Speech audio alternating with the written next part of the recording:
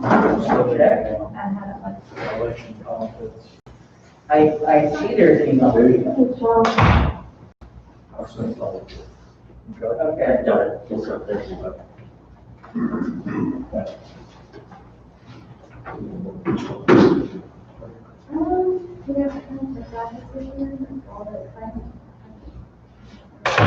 Okay. Okay.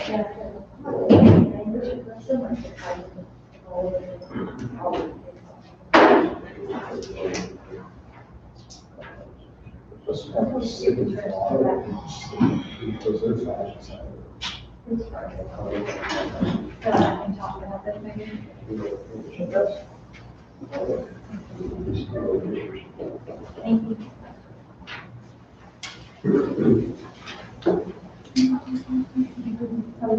I'm good, you?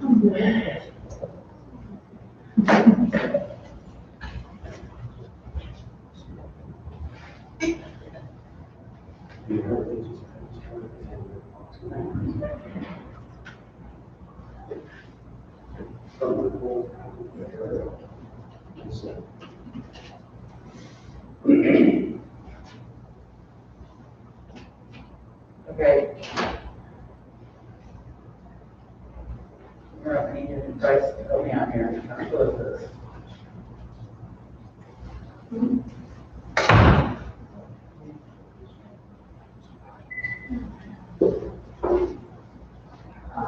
Okay.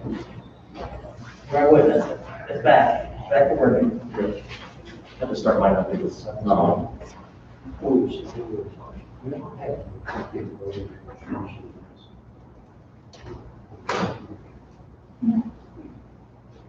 We would, that's just the registration now. YouTube is running, so it's ready when you want. Is it, are we live? Yes. Excellent. Not ready, it's ready, just a minute. I did not hear anything you said. she said it was ready. Okay. Yes. Well, we're not quite live.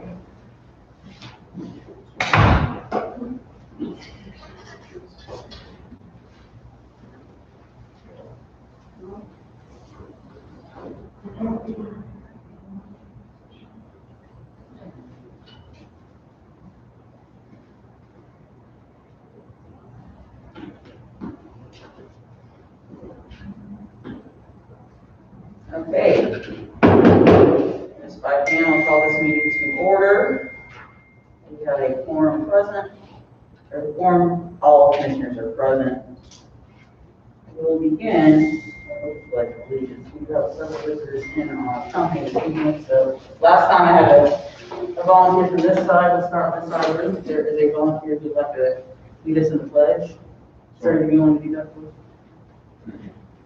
I pledge allegiance to the flag of the United States of America and to the republic for which it stands, one nation under God, indivisible, with liberty and justice for all.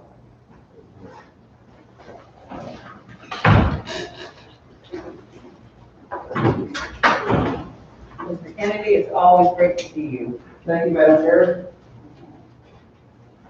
Approval of previous meeting minutes. I don't think we've given Betty enough time to compile those, so we're just going to forego that normal agenda item.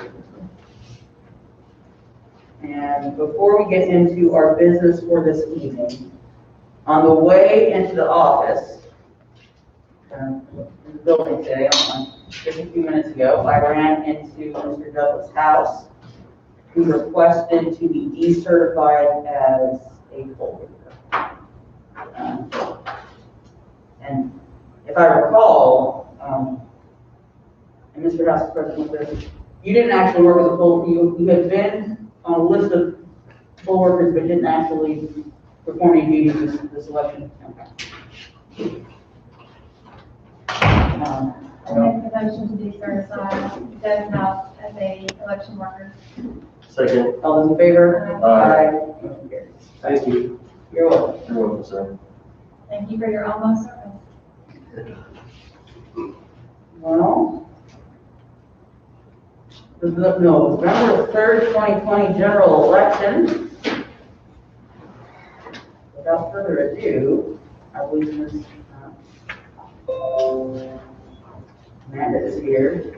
I think we tasked her with the keeping of the ballots that were discovered. On 9, we requested better copies for the application. All of them have better copies except the small. Okay. They were not able to provide for that copy. Thank you, Amanda. You're most Very helpful.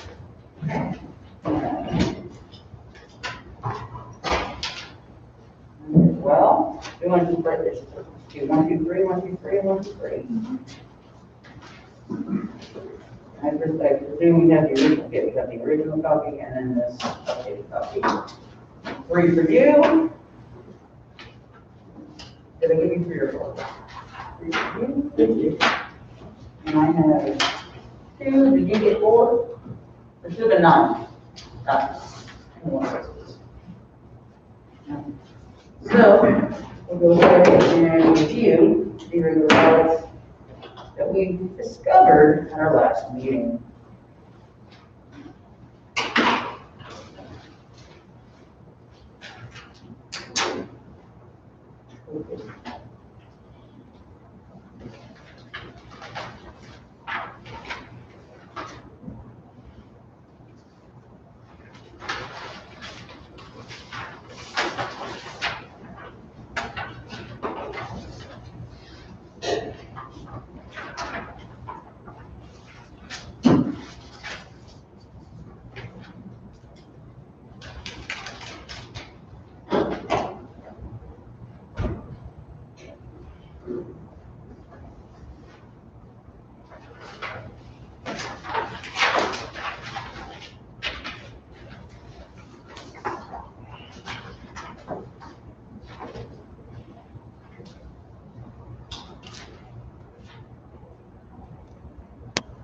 Amanda, Yes.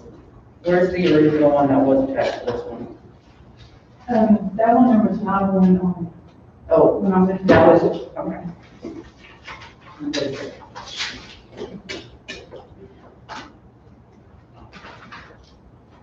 I recall that was the issue, we had nothing to compare. Mhm.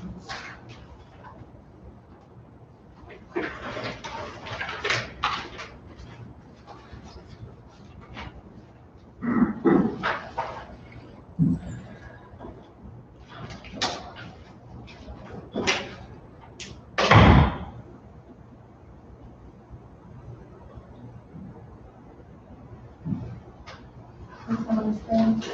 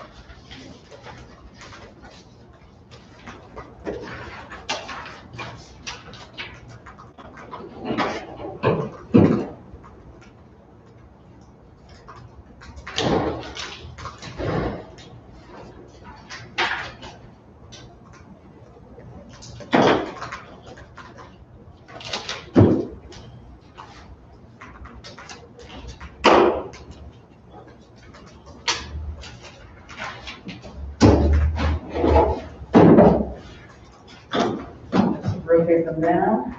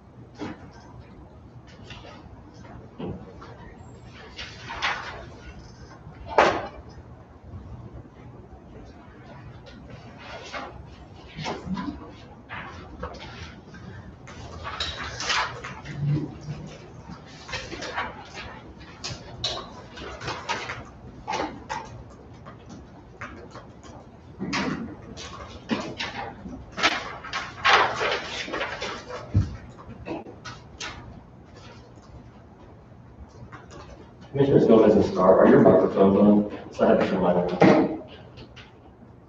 On.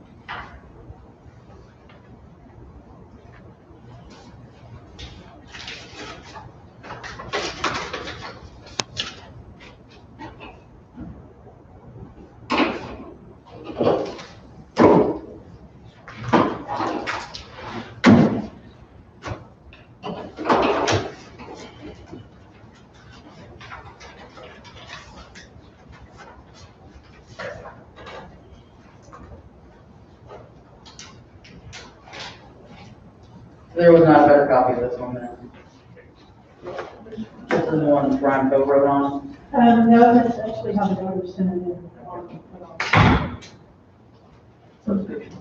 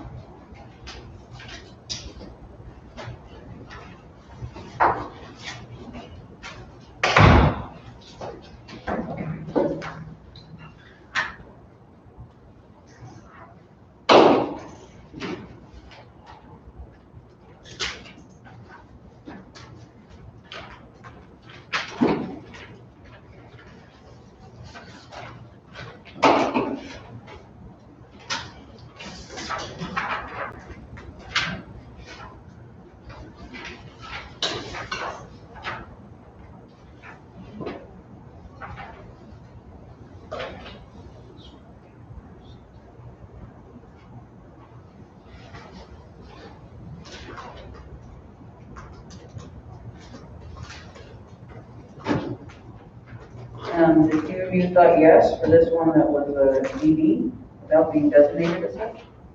It was mailed in. They didn't use the ballot, they mailed it in. They didn't submit it via designated bearer. The stamps on it. Okay. I saw that filled out.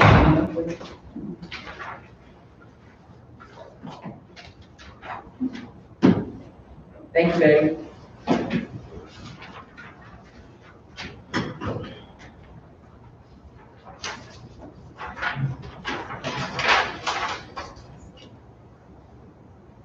One or two pages here.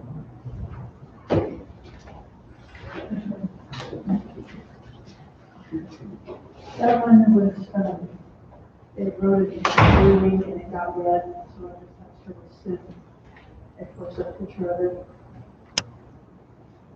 Just a scanned copy of that. So that's like a cell phone picture.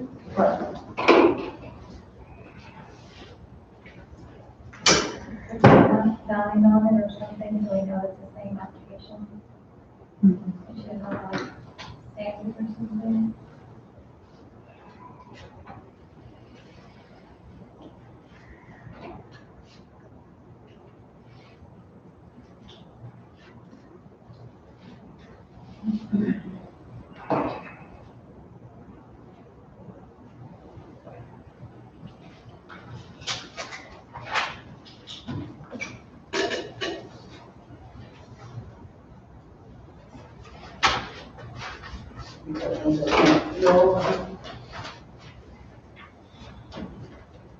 It appears we are unanimous. No? I have no idea if that's which one it is. Okay.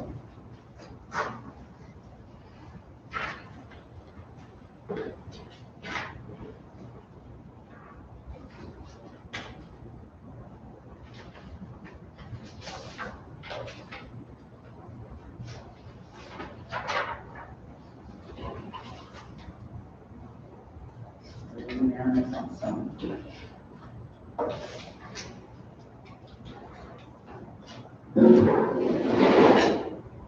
Maybe for the absentee application, not the split up against the application. It should be sent.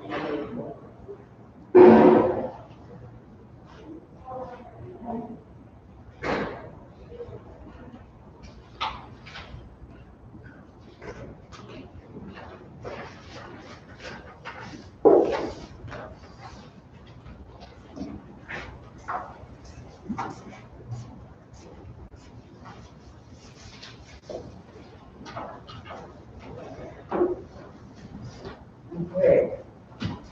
So, commissioners, I see we have 1, 2, 3, 4, 5 of the 9 that were one clerks that we, it doesn't do count. We have 2 unanimously no. I thought there were 9 votes.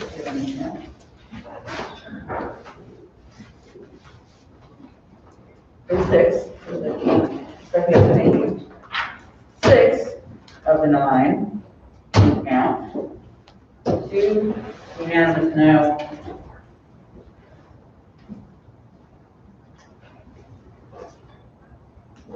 And Commissioner Stark sent on that one. we did. It's not on the application. This is. I see it. I actually did not run this one. I can't decide because I can't see it on the application.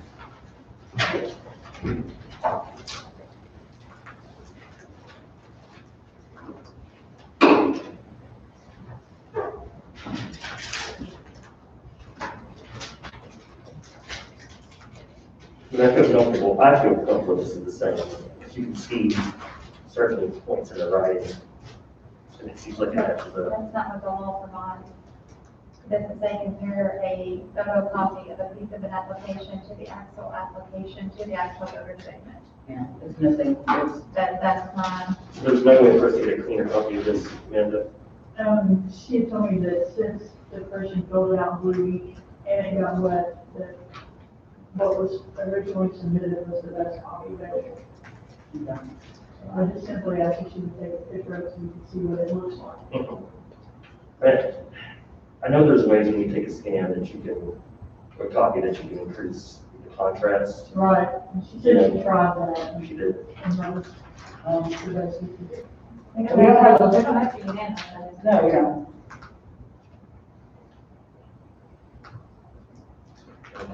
And we're looking, we got 4 corners of the document, we need actual 4 corners of the document, just not just part of these. So, I'm gonna join in the no, just because I don't have the whole thing there. I understand. I'm gonna keep my yes to give the voter the credit, if it's not their fault that their application got met, but Well, I see where you're coming from as well. It's, we don't know.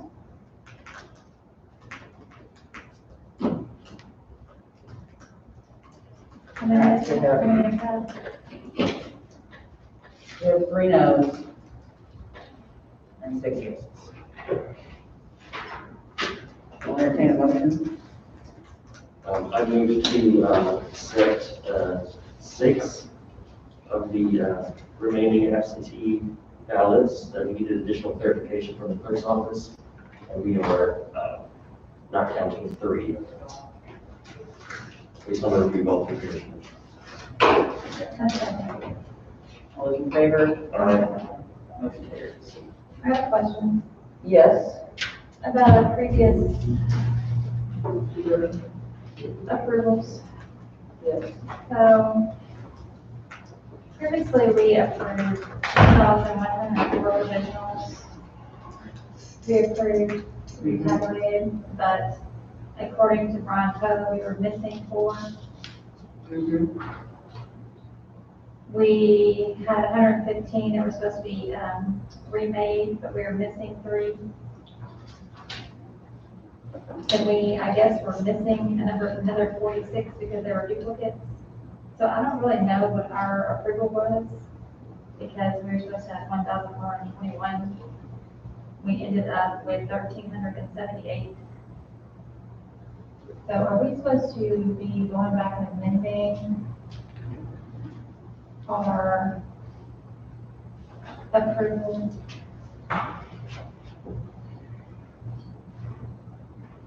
Because we, on, at what, 2:29, 2:26 in the morning, on the 14th, we found 130, can you, not me?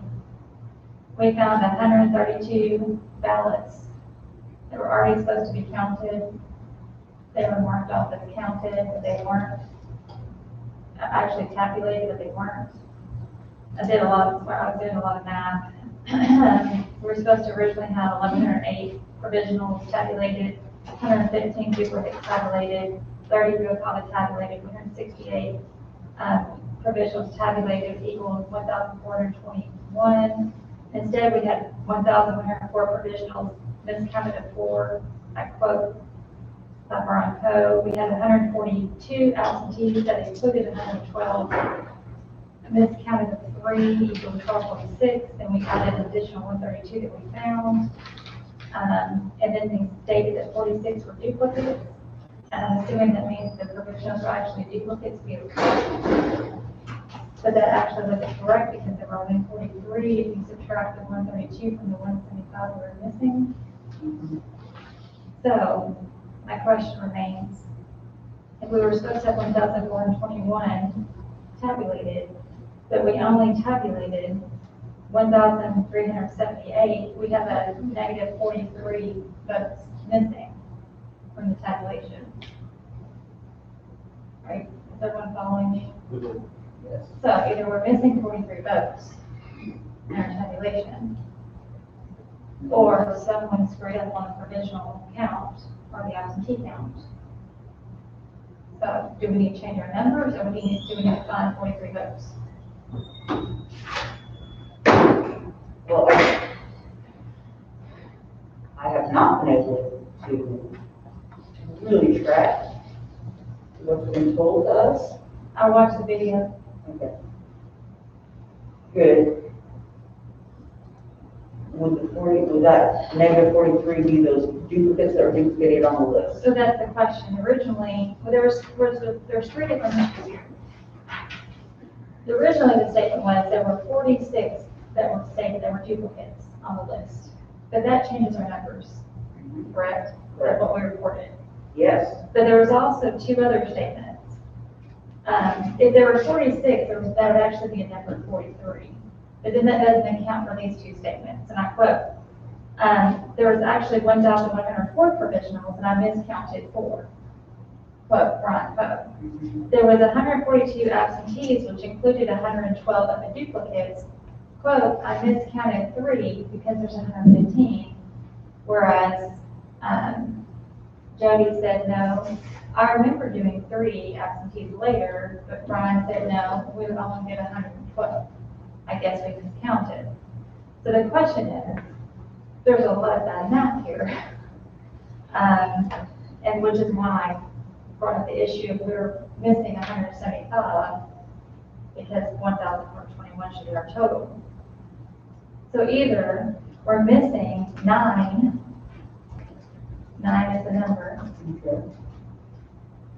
or we're missing 43.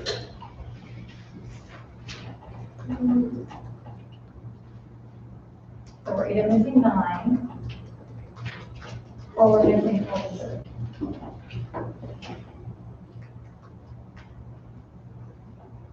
So, are we missing 43 because the provisional list was wrong?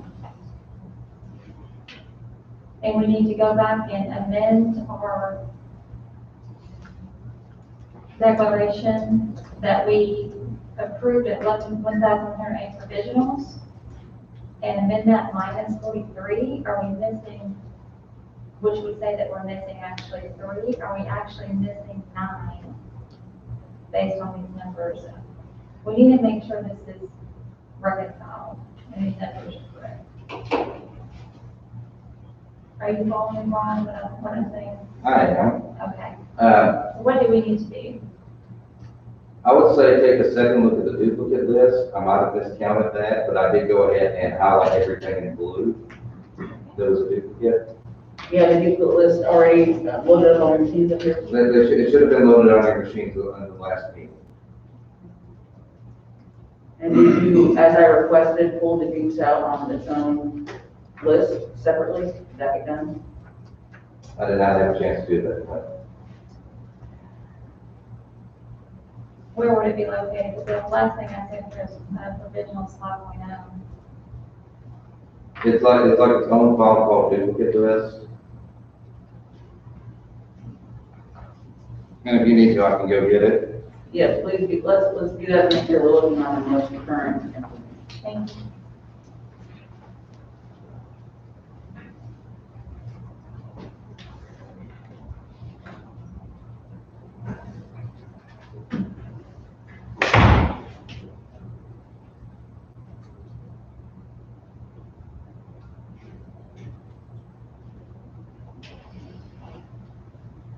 Do we have access to some drive on here? Do we have access to a drive on here?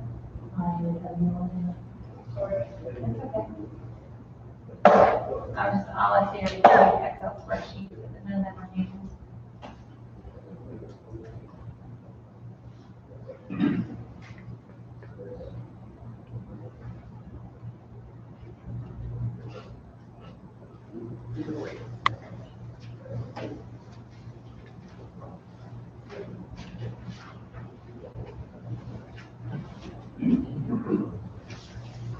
It's amazing how things get tweeted about 4 hours before we discuss the meeting. Oh, was there any tweet? Yeah, about this. What did you discover? About this memo that we have yet to discover in the meeting. That's interesting. What one of the tweeted?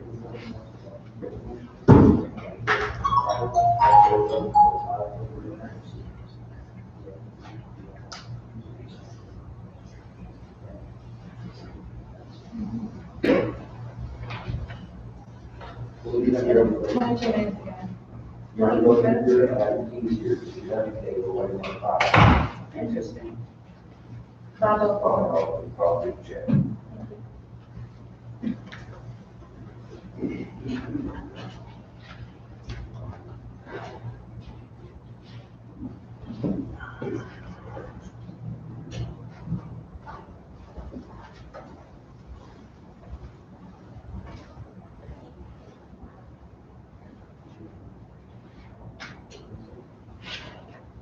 Do you share?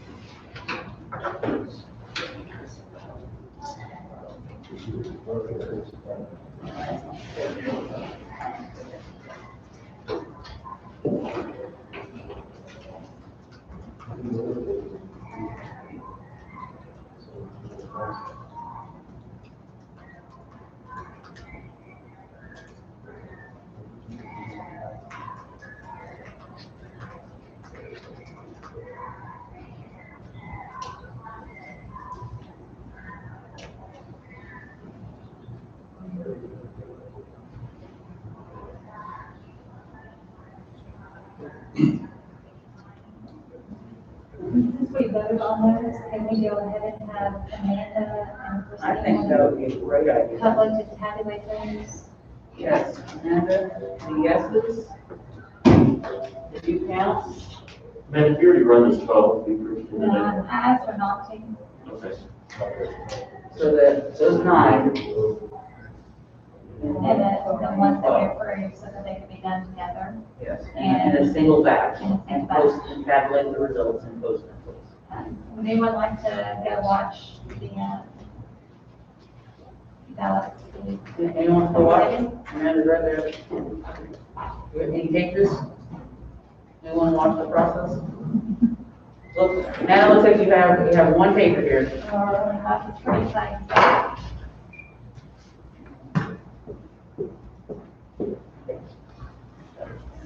Let's, highlight it in pink. Hey, Brian, let's highlight it in pink. Highlight it in blue, Highlight it in blue. light blue. Well, what's the pink? In Kent? Yeah. I guess it's December 16th. Oh, that's, I already got it. I got to do check on that. Okay. And so anybody who has the same birthday is not. Okay.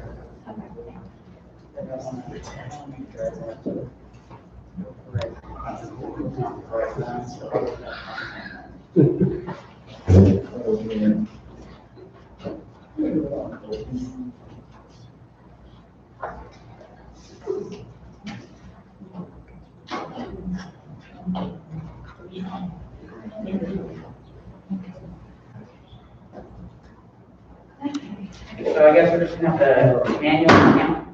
Well- 43, I guess. You can separate it by color. So,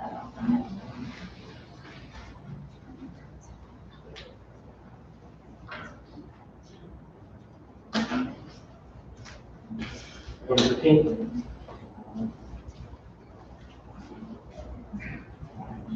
Mr. Star, what was the pink highlight, did you say? What was the pink highlight? it's just the way it's separated now. It's all, it's the duplicate.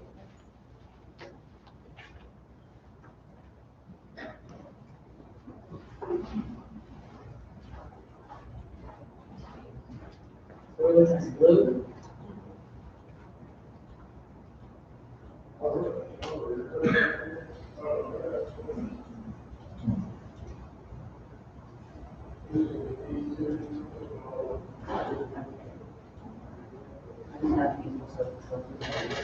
I feel true, I feel true,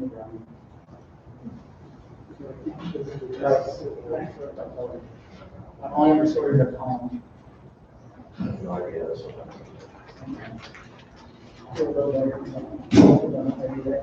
Sorry, I took my column.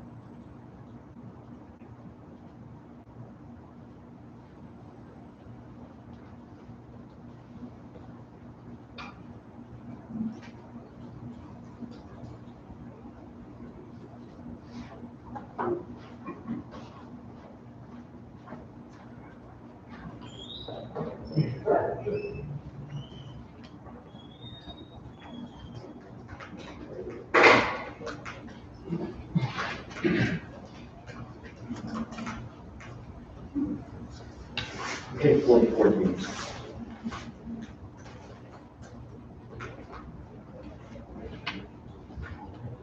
Oh, you just say filter by color, there's no.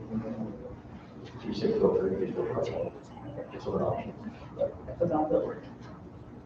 It advanced. It advanced. No, so. If you take one of the boxes and you say filter, one of the columns, you filter. This little box also, you can say your filter by color. I don't get that box. Yeah. Take a pencil. That's wrong. The whole column.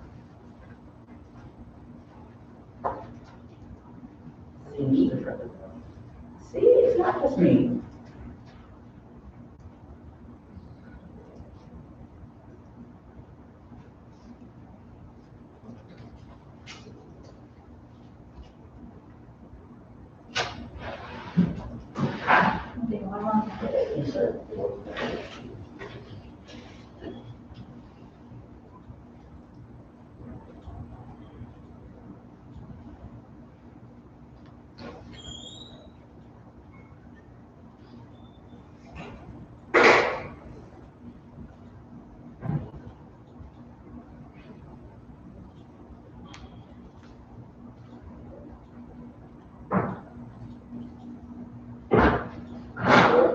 You got 44? I did.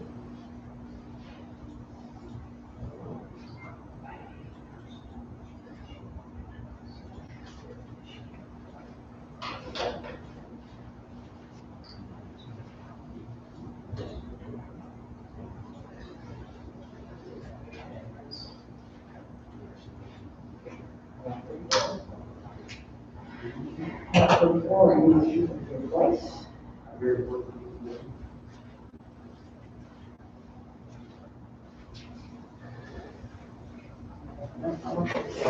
I'm double checking. What would the yellow highlight mean? Do you know?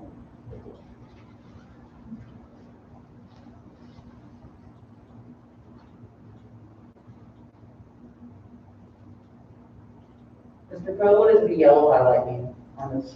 That was something that was applied by the clerk's office, I'm not quite sure. Mr. Kennedy, Yes, on the duplicate check, there was a couple that were yellow. What does that mean? And if you'd like to come see what I'm talking about, you're welcome to take a look at this.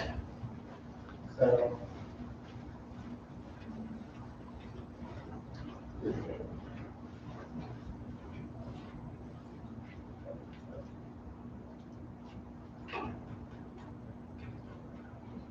All right, Bryce. You got me, you pulled out just the blues, how do I get back? I see everything. Get that little box in there. At the very top, this one here? Which one was that? Yeah, those were change of recommendations from one meeting to the next. Thank you. Thank you. Thanks for tracking that.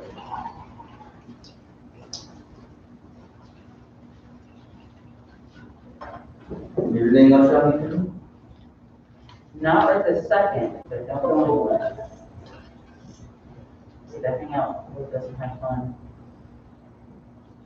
I know fun and stuff.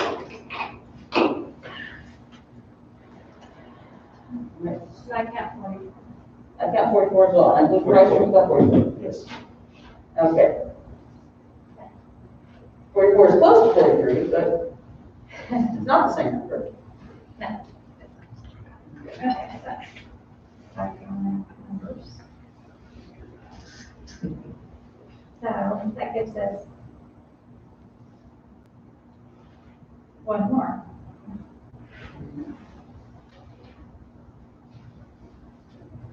Which makes no sense.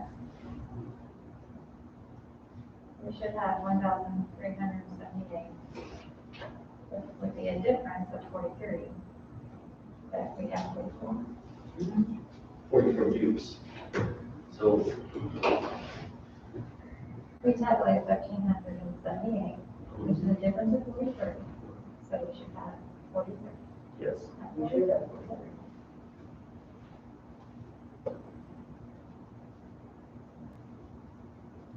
Or one ballot We box. need to deduct 43 from 1108. And it's 1108 and 1104. Well, we were told it was 1104, but it's actually not, it's 43. So 1,065. Yes. And it's actually what we approved, thought we approved more. Because originally, we thought we had 2,464 provisionals. Right. And they grew It is. to like 2,006, what was it, 2,567? Yes, Brian? I'm looking at this and it looks like I might have incorrectly marked Allison Marie Belcher. Okay, let's take a look at that. Because I'm looking, I'm not seeing a duplicate on that.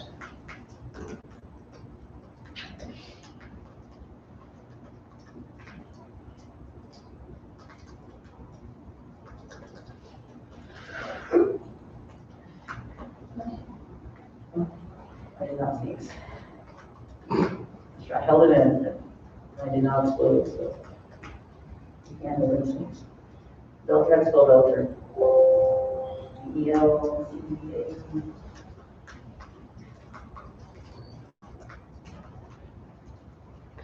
What's the number? What's the number? That's on What number is it? 275, 43, 40, and there is no duplicate, direct run. Yeah, that gives us 43, so we have a match. So I'm gonna highlight Miss Allison Marie Belcher. Not a duplicate. Okay. So now we're reconciled. We're reconciled. Okay. It is okay. So the question I have, or Ron, is do we have to go back and amend our approval of the 1,108 to be actually 1,065? I would suggest that if that's your discretion, because the 1,108 was approval of the list that contained duplicates, that it would be inclusive, even though the total number is not reflective of the total count, the list itself will accurately reflect those people whose votes were cast and approved for inclusion. So that's a discretionary matter. I say, let's go ahead and amend that to the actual count. We thought it was 1,108, and after removing the duplicates on the list, the correct number is 1,065. Let's have the right information. I agree. I'm happy to entertain a motion to amend that. We also have an issue of, we also thought we had 115 remakes, we had 100. So we also lost 3 absentees too. Yeah, that's a problem. That is separate, well, I would presume a separate issue. You want to deal with one issue at a time? Do you know what day it was that we did the 1108? Was it Thursday? It's been a minute. That was the 12th. It would have been Friday. Friday. No, the 1108. No. No, they were Friday. having Oh, it you Friday. approved it Friday. Friday was And you approved it Thursday, We yes. approved it Thursday. Okay, so let us do this.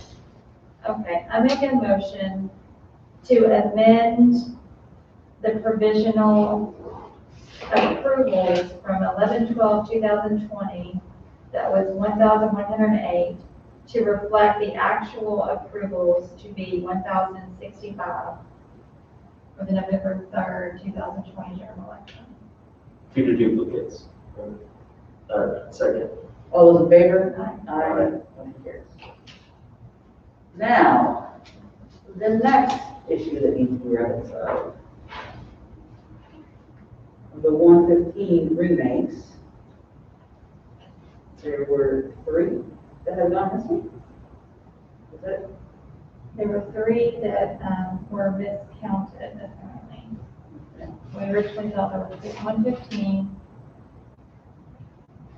But the absentee numbers were, because the batches were done in provisionals and absentees.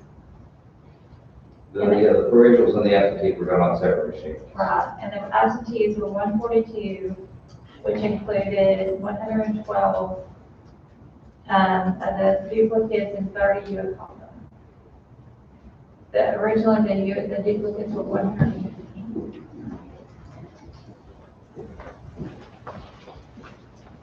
So that's a different story. And that was duplicates from, Oh, which one? This one remake? Okay.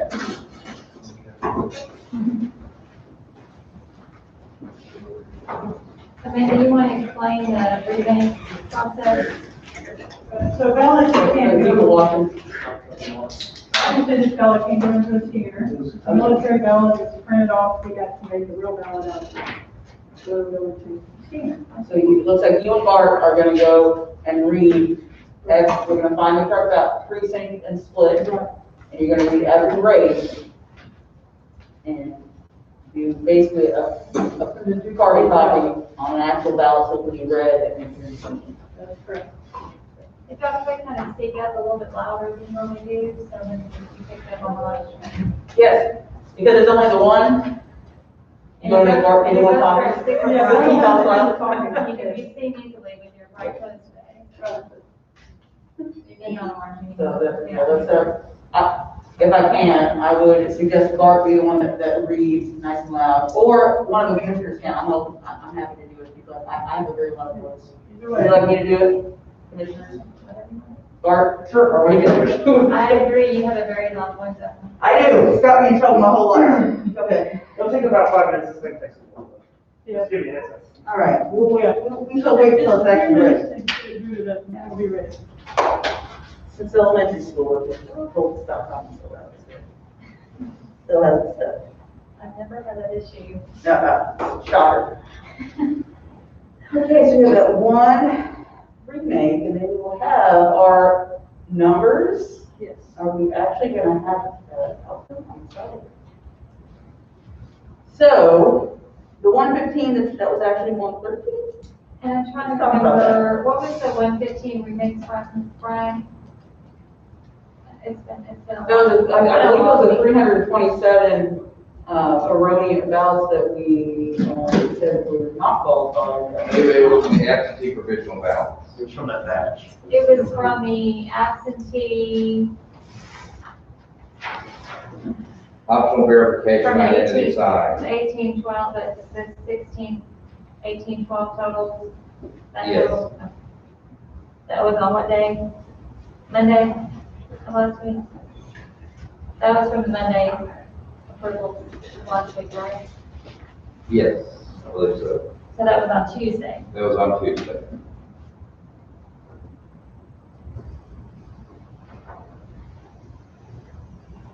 So were there 115, Mr. Crowe, or were there only 113? 2012. Or 112? No, correct. There's 3 lots. 5 minus 3 weeks. I did not count them personally, so I do not know. I just know what I was told.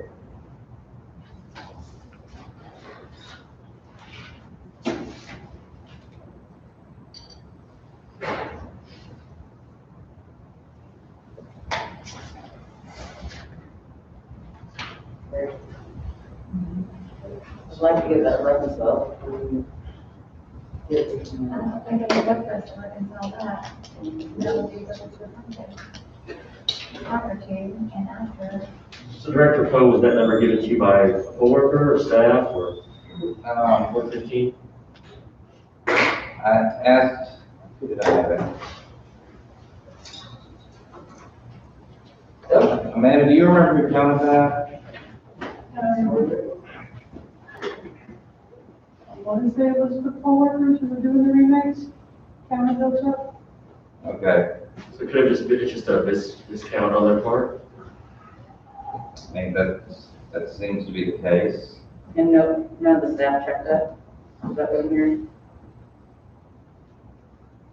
When I went to tabulate them, there was 112. It went through the 450. Okay, so the staff you were given was 112. So Amanda was given 112, but you didn't personally count them prior to No, I the did run not. through. So Amanda was given, and that's her job. She's given a staff, she tabulates it, and as far as I've seen, I've never seen Amanda make any mistake with that. But who in the staff counted those before they were given to Amanda? Mr. Bell?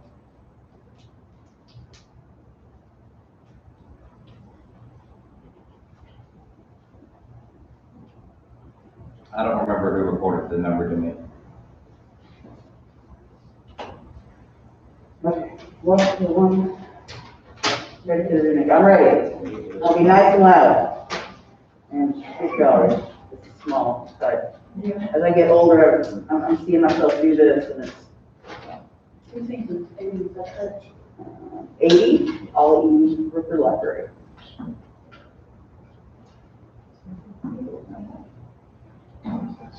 Okay.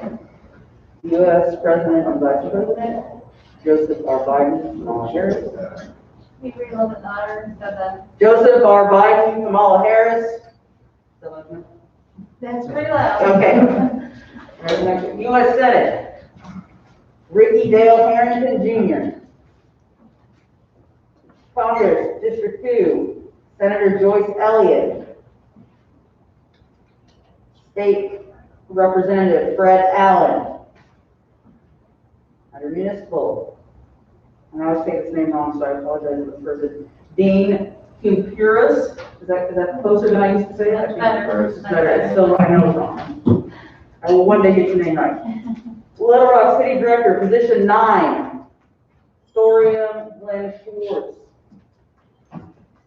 Little Rock Director, position 10, Joan K. Adcock. Unopposed candidates, remarks. Nonpartisan judicial, general runoff. Circuit Judge, District 6, Division 2, so District 6.2, Casey Tucker. Circuit Judge, District 6, Division 14, Subdistrict 6.2, Sean Johnson. Circuit Judge, District 6, Division 15, Subdistrict 6.2, Amy Dunn Johnson. The school election millage, 4 tax. Issue number 1. 4, issue number 1. Issue number 2. Against issue number 2. Issue number 3. 4, issue number 3. Issue number 6. 4, issue number 6.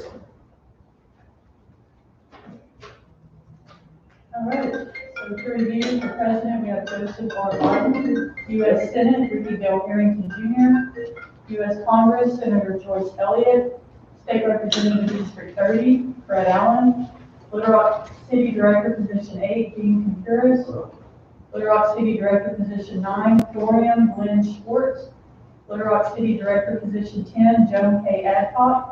Unopposed candidates was voted on. Circuit Judge, Division 2, Casey Tucker. Division 14, Sean Johnson. Division 15, Amy Dunn Johnson. For the Little Rock School District millage, 4 tax. Issue 1, 4. Issue 2, against. Issue 3, 4. Issue 6, 4. That tracks everything else. You have the envelope? I did not run them. Bart, will you grab one? Yes, ma'am. Okay. Hold that envelope, please. I forgot to grab them.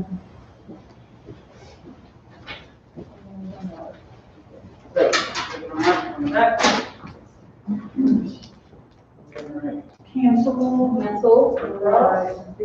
Did you cancel, I guess, on both sides, since there's 2 sides? I'm gonna be thorough and do that.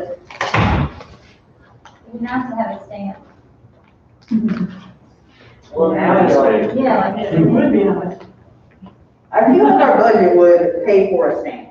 As needed. I mean, I think we can get it, I think we can afford a stamp. So. Hold on, this is going on the envelope. But you gotta sign the envelope, so we're not gonna leave you anywhere. That's still the same thing. Sit here.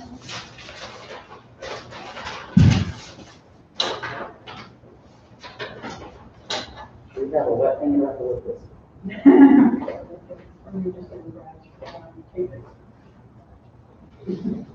I want to be sealed. There's a tape mark here, is that what I see? I think those little, they still make those little, what they go through? The ones that pull one. Yeah. Thank you, sir. Bart, you are correct. In the era of COVID, I feel like looking something good to somebody else, probably not the best idea.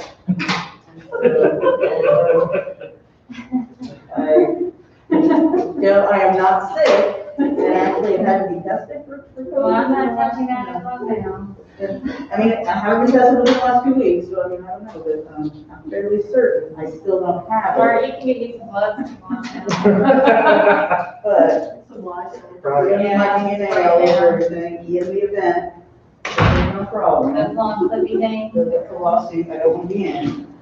Okay, very sealed, very much sealed. Election date was November 3rd, 2020. Precinct was 8. Full name, was 80 at the, Ollie Rucker. 1, and I'm signing it right here.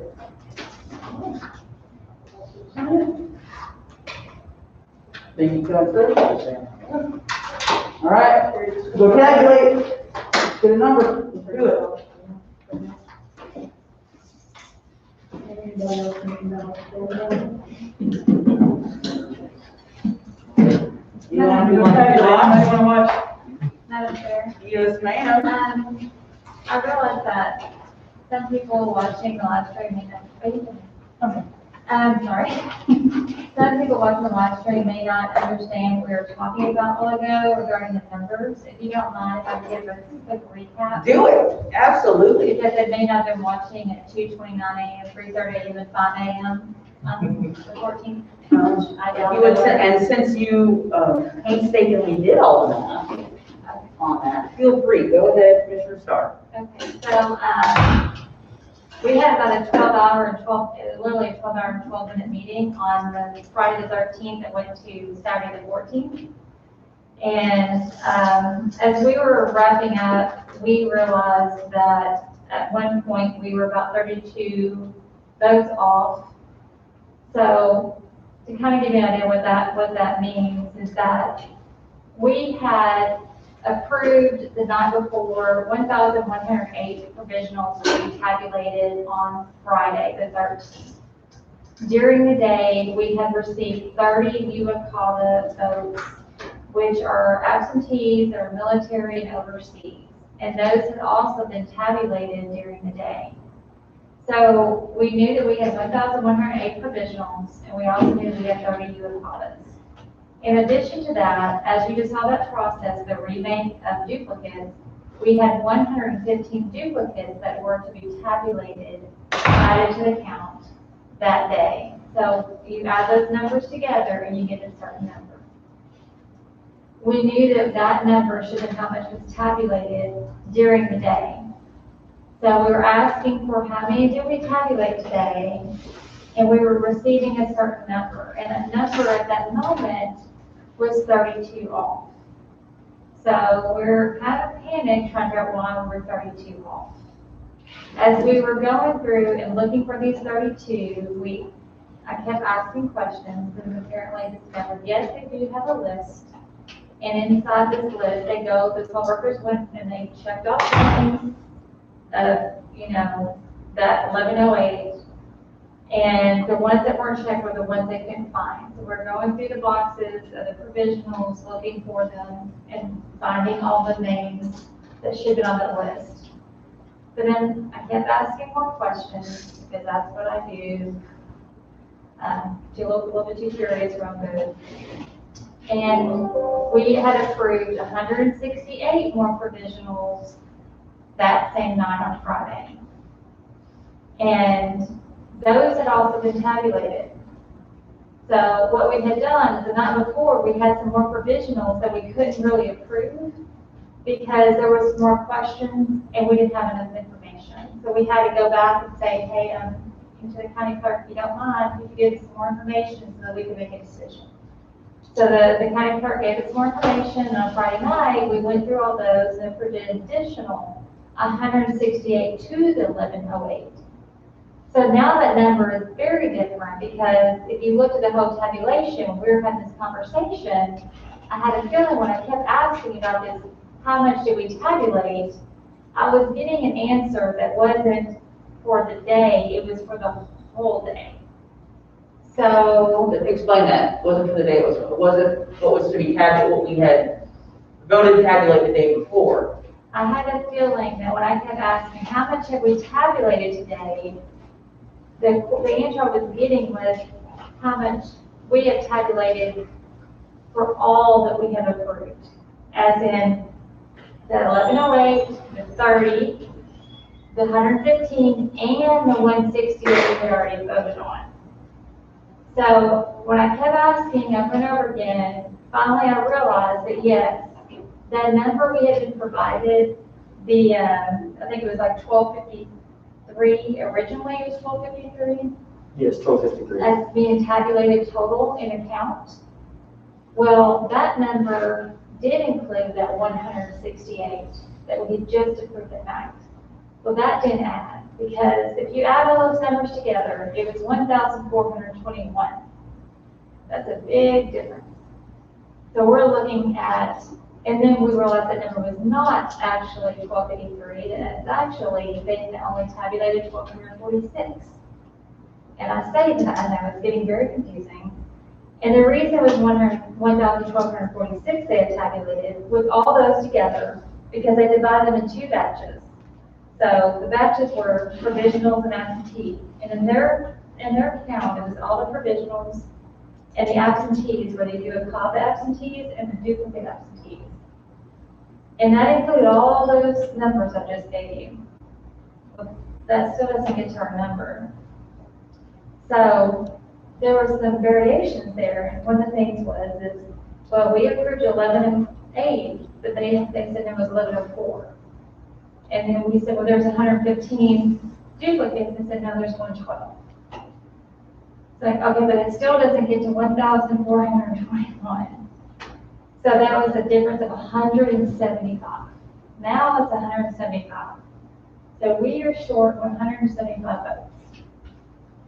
So we're going through trying to figure out where these 175 ballots are.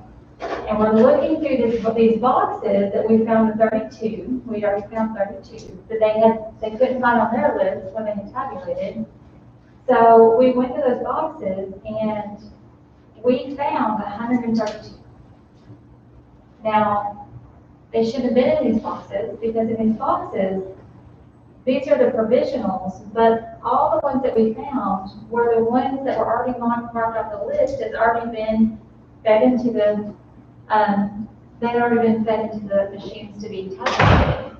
So it was really confusing to us, because going through the provisional list, these are the ones we approved the night before that had been said, yes, these had already been, all the materials had been separated, the ballots had been fed, and those had been counted. So these weren't the ones we just approved that same night, which would make more sense to me, honestly.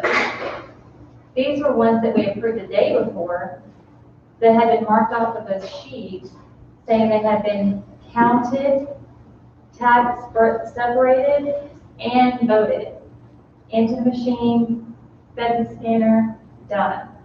We found 132. And then 43 of them were duplicate names on that provisional list that we were provided. So when we thought we approved 1,108, we really didn't. Because 43 names were duplicated on our list. So it was just giving us 43 extra yeses when there weren't there. I have a clarifying question, if I may. Sure. And Jason Kennedy, maybe you can help with this, but that updated list, not to confuse the public lore, but that updated list you gave us on Friday, those had not been pulled yet from those boxes of provisionals. That's what we were pulling out, the missing ones, correct? No, No. they should have already been pulled. They were- We had done it the day before. Yes, but I don't think they had been pulled. Right? They would have had to have been pulled because we already approved them. And they were, But the I names, can clarify this. okay, please. Okay, so there were 166 in that batch. Now, I was under the understanding that they had all been pulled, but only some of them had been pulled. Okay. 51 of them were tabulated, so there were another 115 left in the box that still needed to be pulled. So that explains the. In addition to that, there were approximately 17 the poll workers were unable to find from the previous day's poll. that doesn't explain anything, because the ones we pulled were not from the 168 they were from the day before. The 132 that we So- pulled came from the Thursday approval. Well, That were already marked off the list as counted, tabulated, separated, and into the scanner and printers to be in tabulation. So that doesn't explain that, because these were the already yeses, already approved Thursday counts. actually, so when I was going through them, some of the ones we pulled from the box, they got the question mark beside them, which means they were from that second list. So I think it was maybe a combination of the two. The overall majority of almost all of them were from the 11-12 meeting. Yeah, I don't disagree with that. I think some of them were also. There were- there were- It Because there were a few that- would be a handful of the 130. So that's what I was hoping for, that would be the 460, and that would make sense to me. It would be. But alas, it was not. But it was not. That's the part that I can't reconcile, is the how, or why they were there in that box. And why they were marked off is, because that's how we figured it out, there was a name from the previous day. Yes, That's correct, yeah. But thankfully, I had box A through G, and I had just looked at the list, and I had seen, and quite frankly, there's two Arnolds took my, Ms. Diamond Arnold was on the list, and I really like the name Diamond, and I think, Arkansas, we put on Murfreesboro. And I had thought how, anyway, that name caught my eye, and I thought I liked that name. And then near Diamond on the list was Morris Arnold. And then I recall seeing them in the box, because their names just grabbed my attention, and I saw those names, and I thought, I've seen these names before, and I know, we've been looking at the list like crazy. And so that's how I discovered that, wait a minute, this isn't right. And so I checked those, and I discovered that Morris Arnold,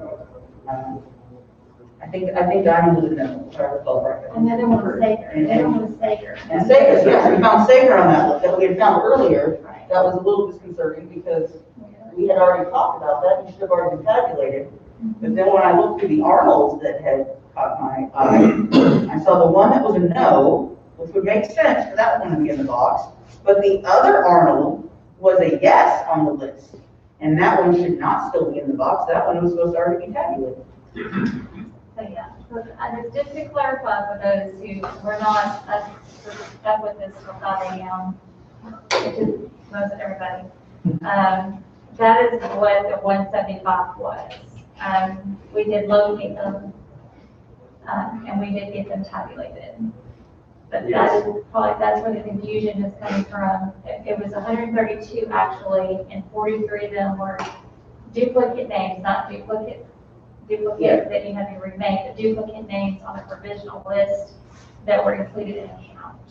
And how would we get duplicate, just for people watching at home, how would we get duplicate names on a list? That seems, well, why would you, not people voting twice, but it was the compiling of the list. So we have like a copy and paste of a compiled list.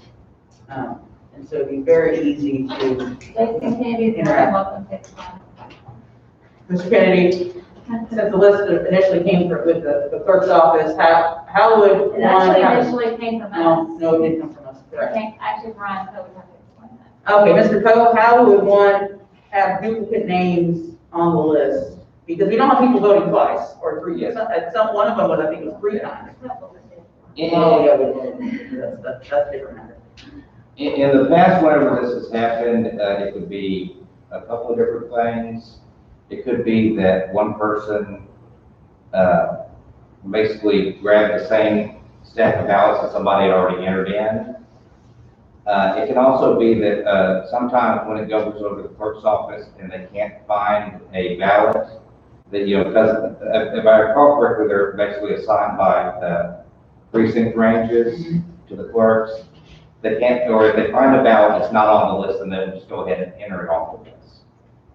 Can I pause there? What do you mean find a ballot? You don't mean find a ballot, because the clerk's office does not have the ballots. I'm sorry? You just have on the ballot? Yes, the clerk's office, the clerk's office has the ballot so that they can review the, information on them in case it's not on the list. So the clerk's office had a provisional ballot. They had the provisional ballots? Yes,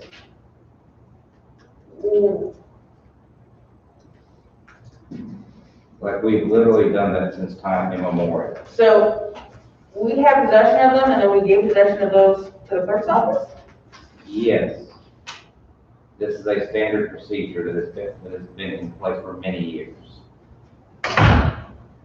So copies were not made of the provisional envelope to give to the clerk's office.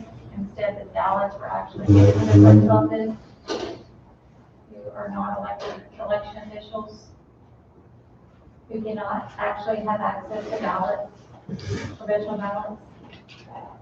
I would say the deputy clerks are actually election officials. Oh, are they on the list? Deputy clerks are not election officials. They're included in the definition. No, they're not. Are they not? No. We didn't appoint them. I think I still have it. Oh, I do.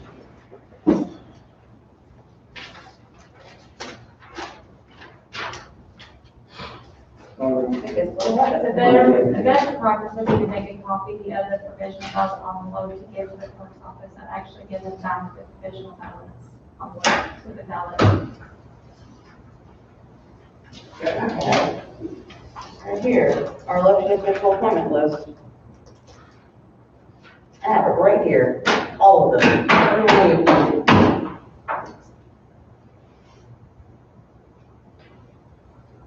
The election official or officer, and I'm not sure what not sure. I'm sorry, what was that, Mr. Fulton? No one had recognized you to speak, you just started speaking. Would you like to be recognized? I'm happy to do so if you'd like to ask permission to do so. I have recognized them already, that's true. Go ahead, Mr. Fulton. A moment while I pull the statute up. Sure.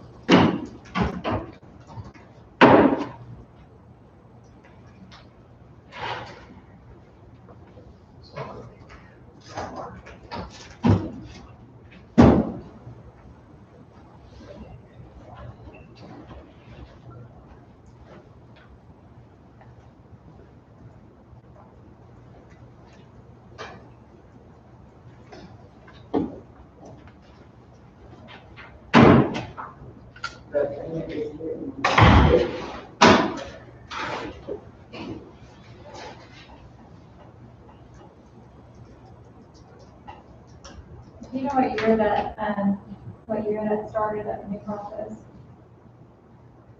And I say new because it wasn't the process when I was here. Actually, I believe it was a process when you were, It was not because I was over the process. and I was over the process prior to you being over the process. and I believe That would have been you got- Melinda that was over that process. I'm the one that did the provisionals. Remember? Yes. So I know the process. And we have a list of actual ballots. So do you know what year that started? Like when that changed? Jason, do you know? Ma'am, I disagree with your recollection. Agreed. As far as I'm aware, it's always been that. But I agree with your interpretation, and we would prefer to just have a photocopy Oh, that's, of the labels going forward. That'd be a much better process. Thank you. I think it just keeps things nice and separated. I think it would be much better, and that would at least be able to track that. Thank you. once again, Mr. Kennedy, we are in agreement. We're so happy that you're here with us.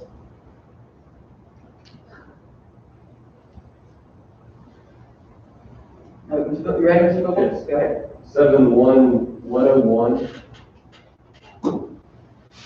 11, election official or election officer, and I'll note that both of those are singular terms, means a person who is a member of the County Board of Election Commissioners, a person who performs election coordinator duties, a person who is a poll worker designated by a county board of election commissioners to be an election clerk, election judge, or election sheriff, or a deputy county clerk, or a person assigned by a county clerk to conduct early voting. Thank you. Yes, Key words are to conduct early voting. I caught on to that. Thank you. House also did not ask to be recognized, however. I recognize that. However. I recognize. That, may Go ahead, Mr. Bowman. and I'll just add that modifier may or may not apply to the end of that list. That's an interpretation question. And it depends on their rules of interpretation apply.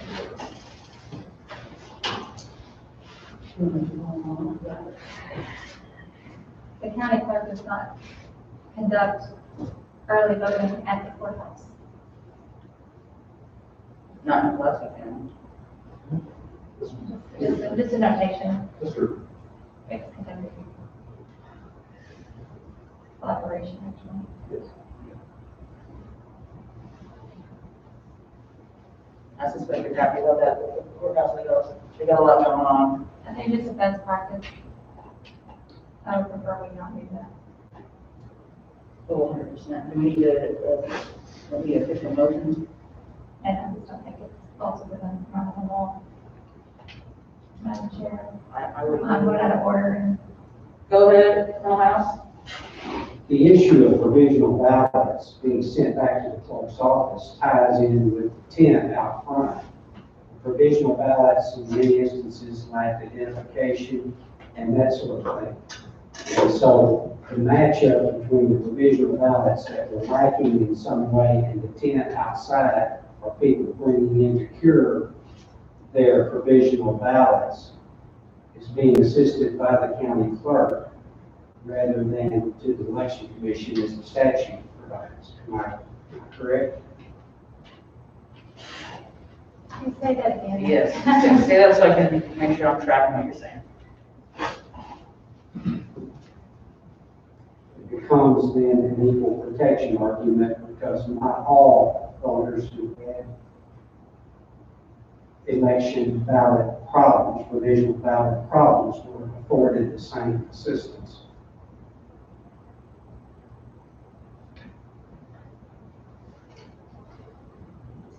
Maybe because they didn't have access to the election commission? Is that what you're asking? Because the assistance was being rendered by another public official to certain individuals, but not to everyone. Could you elaborate? Which certain individuals, just so I can make sure I fully track what you're saying. Which certain individuals, so I can fully track what you're saying. Well, individuals that were notified, hey, you need to bring in your ID, hey, you need to bring in your sign your statement or whatever. That was done, we know that. On the testimony earlier this week, it certainly was not done for every voter.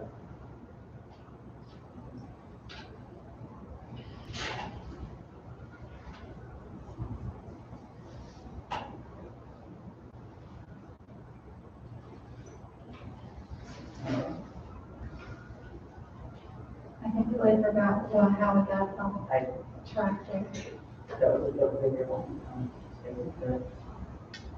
Okay. I know there was a reason, no, I mean, why, we were talking about something, we went to that, and I completely. So, the provisional ballots being sent back to the clerk's office and leaving the custody of the election commissions. Yeah, I forgot what was before that. The clerk conducting early voting in the courthouse 71101. You're talking about duplicates. Correct. Oh, yeah, how about that? Is that two lists? Okay. Okay, thank you.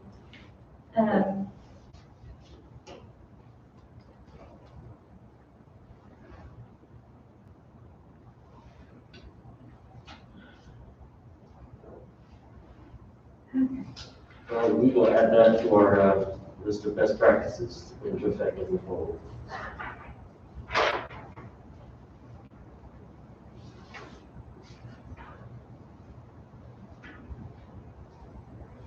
I think it just goes back to what I have been requesting, is that every process that we have needs to be provided to the commission.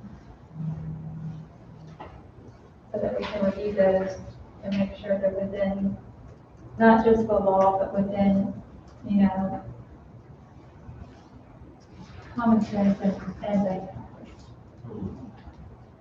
But frankly, it's not fair to the clerk to send them back and have them have to be investigated. No. That is not putting them in a position in the event something goes wrong, it's now on them. I can pull them into a situation and they're not being pulled into. Yes. So, I mean, just, like, it is not just a legal issue, but that's a practice issue. 100%. So, it's for their protection as well. Like Joe was saying.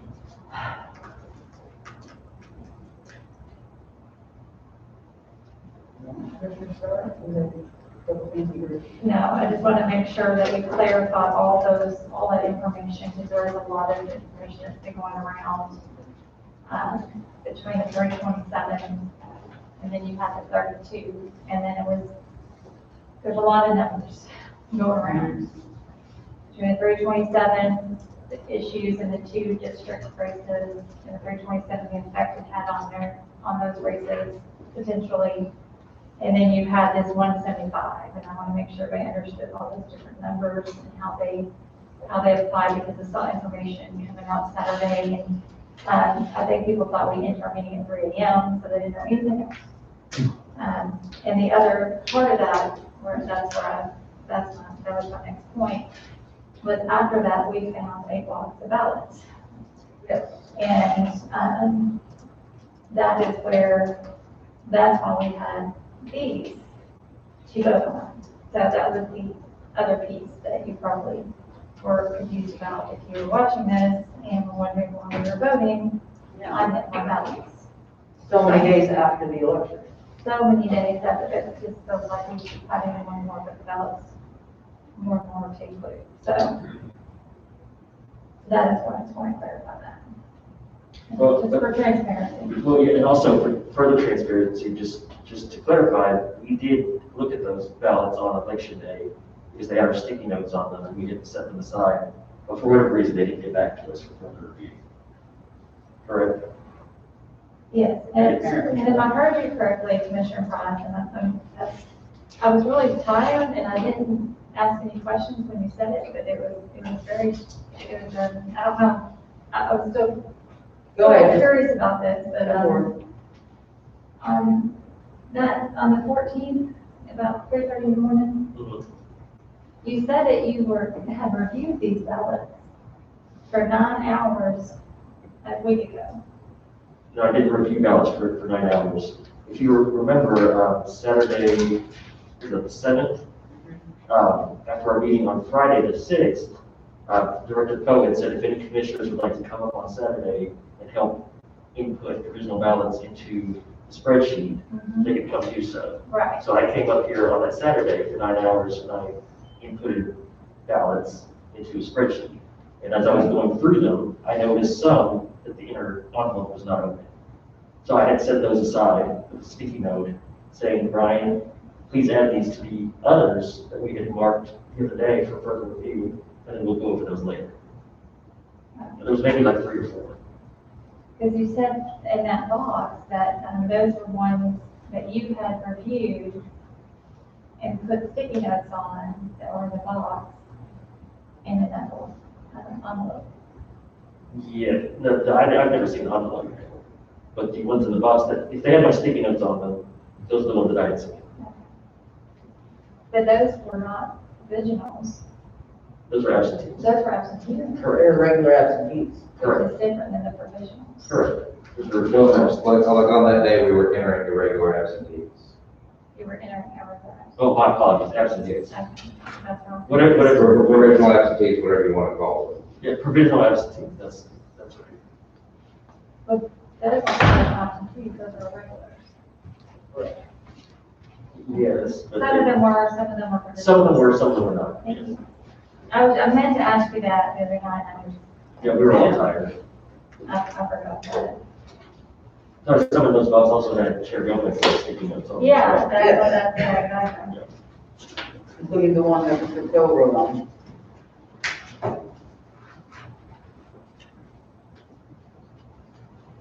Thank you, ma'am. Do those need to be posted to the website? Or do we want to wait? And then, yeah, And do we need to vote, did we already vote on these? these are the unofficial minutes. Yes. Goes to the website, and we tabulate what we've already voted on. Yes, go ahead.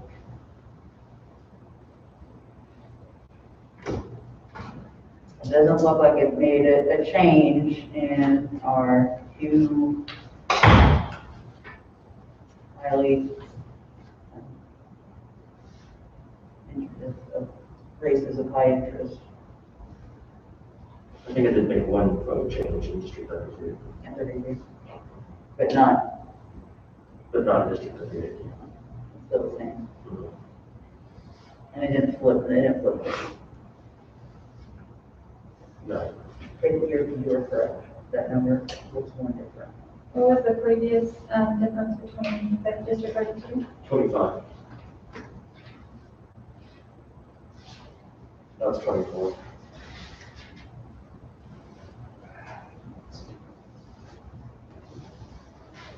At 38, the difference is 16, that remains the same.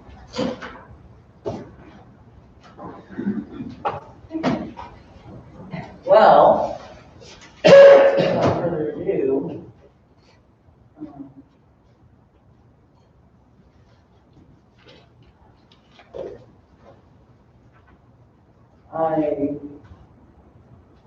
I guess before we certify anything, I believe it was requested. yeah, Mr. Webb informed me right as the meeting was starting that there's some pending litigation in the House 32 race.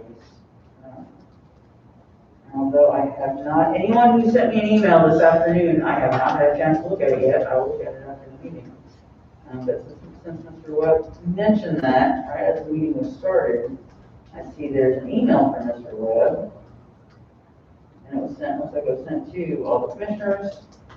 And it says, members of the Pulaski County Election Commission, please be advised that Representative Jim Servillo, Vice Attorney Mr. A.J. Kelly, has today filed a complaint in Pulaski County Circuit Court for an election contest proceeding. He requests that you do not certify the results of the election as it pertains to District 32. Thank you to all the chairmen. Can I ask one question? Sure. Who's named in that suit? That's that. Yeah, do you have a captain? That's Do who's you have a named. captain of that? I am not the attorney of record. I was like, I believe the Secretary of State and others are named as defendants in the suit. Is the staff named in that suit as well? I do not know. Okay. I would expect that Mr. Kelly knows the process and to conclude this. But I was just wondering because the staff is not our staff, so I'm not sure how that works. If it's Yeah, just, that's a good point. but it's the point I've been raising this entire time. But the request is not to certify that place. There's no recount request. I'm gonna pull up the case. Are you going to court for that? Yes.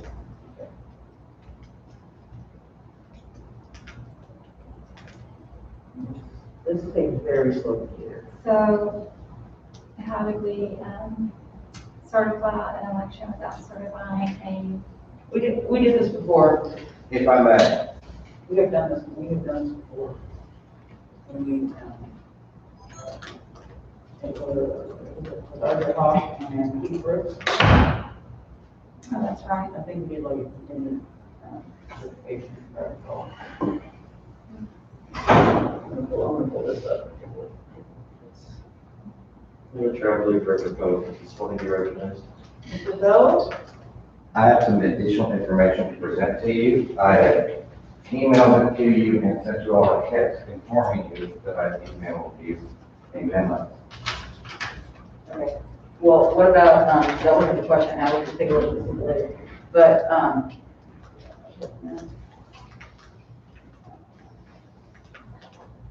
we can certify, we don't have to certify just, we can certify everything, but, this House District 32.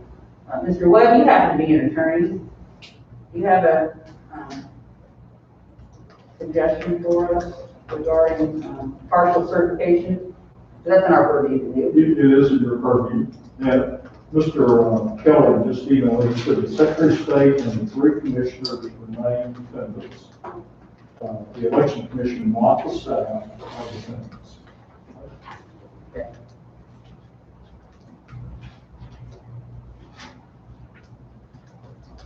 Mr. Program, do you have any opinion on that? On partial certification, that's something I would have to look at. We've done it before. I know that you have a deadline on Wednesday, however, if and when, I'm assuming that Mr. Webb's statement is communication with Mr. Kelly is approved, and I don't know any reason not to. So if with pending litigation, certification, final certification may be something that could be submitted to the court, and the election contests are expedited, so it's quick attention to the court to address this. There's no reason to hold up the rest of the results. We just have a litigation on one. Yeah, I heard. And just mentioned, he was also a fabulous legal mind. At this moment, I can say I am aware of no reason why you couldn't, but I will want some sort of research if you. Sure. I'm not aware of any myself. Ms. Brownstein, yes? Yes, I also wanted to concur, I think with what Mr. Foley said, as I read the statute, you can have an election challenge post certification, and there doesn't have to be any requirement that you postpone certification or not certify, for district, because, Mr. Seville is fully capable under the statute to bring the challenge within 20 days of certification. Thank you. Well, we're not at our deadline for certification today. I would not be opposed to do a partial certification tonight and revisit certification on the deadline. I would not be against that. Commissioners, your preference? I'm not opposed to that either, but I think we need to address this memo before we move forward on anything else. Well, we can address that in just a moment. I'm not opposed to that either. I mean, while I normally would be fine with just going to certify everything, I think that, the commission has some responsibility for these 327 ballots that were erroneously tabulated. And that's a big issue. So I think we have to do a little bit of due diligence here, but we will not certify post Wednesday under the law. We will not. Unless the judge says something. Unless it's not done. Correct, yes. Well, That is the law. so, is there a motion on the table? We're not, I'm not gonna make a motion until we read this letter from chair. Okay. So Phil has just given me the letter here.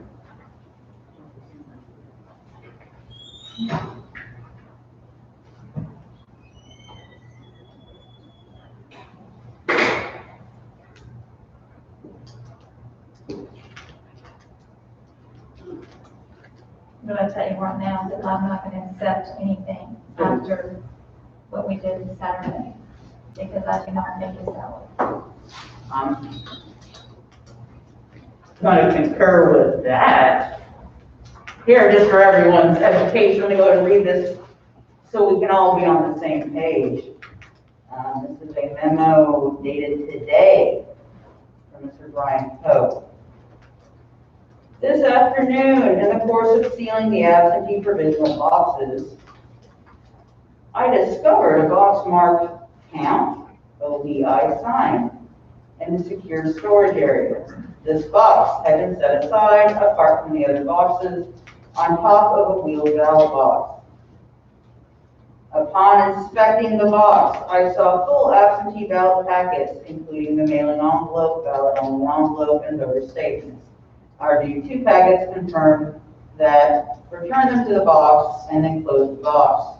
I left the room to consult with the county attorney, and when I returned, the box had been sealed by Matt Dickens and Bart Moreland. On advice of the county attorney, you are being notified immediately, and the box remains in secure storage room. Sincerely, Mr. Brian Poe.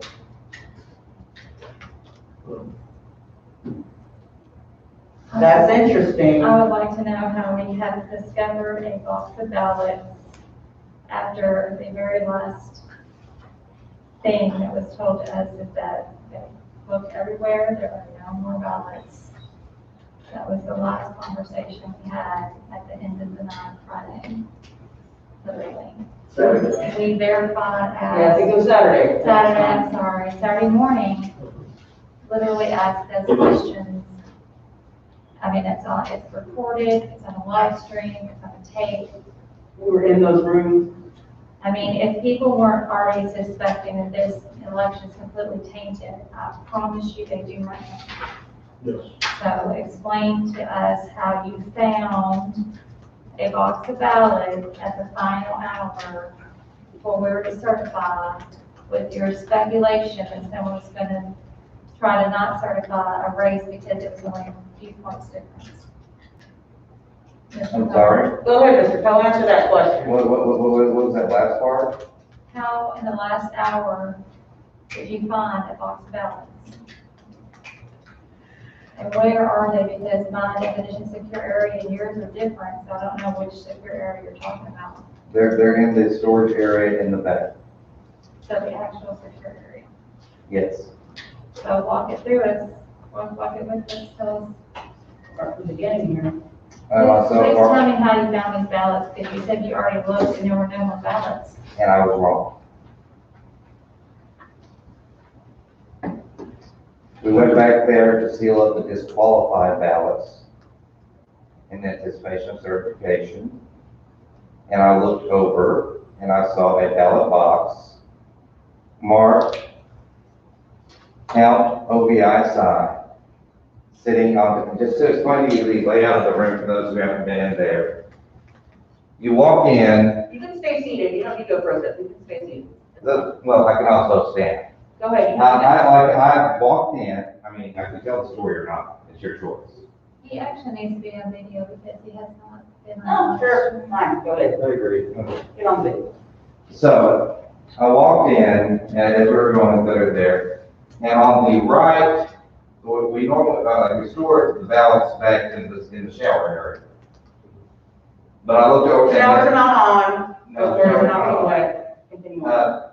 So, and over to the right, we have several of the wheeled ballot boxes that we sent over to the clerk's office for the absentee process, as well as a couple of dollars. And so normally whenever we're getting ballots, you know, we're going and pulling them out of the back room, but then there's another room with the shower. So normally when we go get ballots, we pull them out there and then we drop them off there. I looked to the right and noticed that there was a ballot box with those markings on it. So I went over and looked at it and inspected a couple of ballots and determined that those were, in all likelihood, valid ballots.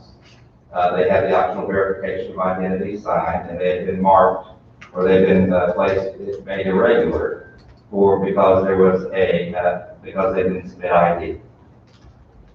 So they did not submit ID, but they signed from the ones you observed. From the two I looked at, yes. They signed. And the box was also marked, OBI signed, no, and on the top of the box it said count. So how did we miss this on Saturday? How did you miss this? This is not a we, Josh. No, this is not a we did not miss it. How was this missed on Saturday? By staff? and- How did you miss this, Mr. Poe? That's just not where I was looking for. You weren't looking for the ballots in the secure room in which they are kept? I was not looking for them in that part of the secure room, no. This is not a large area that we're talking about. This is a rather small room.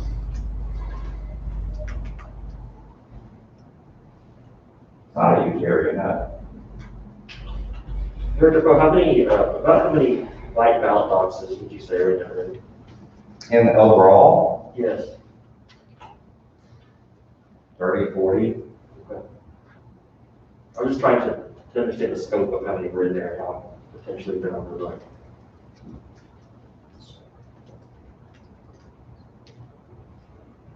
Mr. Starr? Do you have anything you'd like to say? Bryce? Processing. I mean, it's super unfortunate, obviously. And the process definitely needs to be looked at, so that things like this don't happen. I mean, there should be checks going through all the time to make sure that we are getting every box of ballots processed. However, I heard what you said a little bit earlier, I cannot, in good conscience, not take a look at these ballots. How can we be confident that the ballots are not tainted? I think they require some review. How can, they have not maintained, How can you be confident that they are tainted? I can't be confident in anything right now. Well, This entire election has been one thing after I another. don't disagree with you. It has been one ridiculous thing after another. I don't And I'm disagree. getting tired of us being painted as the bad guys here. I mean, if people are actually sitting through these meetings, I think they can see how blatantly ridiculous these events are. I mean, don't look at Georgia, come look at Pulaski County, Arkansas. We've got nothing on Chicago. But you got This to go is around Chicago. and not us. absolutely insane. I don't disagree. Ridiculous, Commissioner Price. I don't disagree, but how are we going to move forward on this? We're just gonna move How are forward. we gonna We're move do- forward? Because we have a box of ballots, that these are valid ballots that How voters do we cast. How do you know know they're Because valid? we can look at them. First, we have 327 votes magically appear in our tabulation without any explanation. I have yet to hear an explanation how those votes get in. Then we have a assistant director go in and take the ballots out into his office and do something with them and come back. No one cares. All they care about is, oh, you must not like so-and-so. No, I don't want people taking ballots out of here.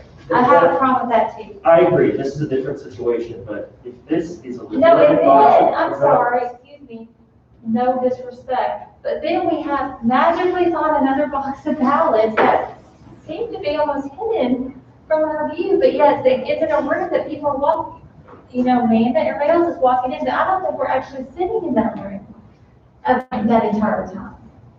It has a window in it, and no one noticed that box of ballots sitting there open? Come on, Commissioner Price. I also find it odd, however, if this is a box of valid ballots, that the voters of Pulaski County submitted their ballot, they did everything right. The only issue is that staff had misplaced the box, so we are going to penalize a whole box of voters in Pulaski County who did their due diligence and turned in their ballot because staff put their box in the wrong place. Yeah, they think they go to Franco and Barry Dyer. But let's think about this for a minute. You really want to disenfranchise that many I voters? don't want to disenfranchise voters, I want to understand what's really going on here. Let's think this through for a minute. What's really going on here? Why do we have the 327 added into the tabulation? That one knows. That is a good question. What were they? What were they and why? Why do we have the 175, actually 132 flip-flopped around? What were they and why? Let's think about that for a second. Let's really think about that. Why do we have this group that works directly with the Democratic Party of Arkansas, no offense, that's working directly with the Democratic Party of Arkansas, camped out in our offices day after day, pulling on our information where we can get it? Why is that? My organization. You're No, not ma'am, giving we're not us recognizing you to speak. But why is that? I don't think the candidates have anything to do with any of this, but there's something going on and it's not appropriate. But there is some shady stuff going on in this election. Well, that conjecture, And the kind of spin off of trying to say, oh, these two women over here are doing all this. We don't have access to any of this stuff. But yet we Nor have do these I. ballots, I'm not talking about you. I'm just saying none of us do. I'm just saying, we do not. But we have ballots magically appearing, other ones magically disappearing, and then we have other ones magically appearing right when we're supposed to certify. Well, I understand where you're coming from. On the day- Magically What appearing day or not, what day today? we got them now. The So 16th. what are we gonna do with them?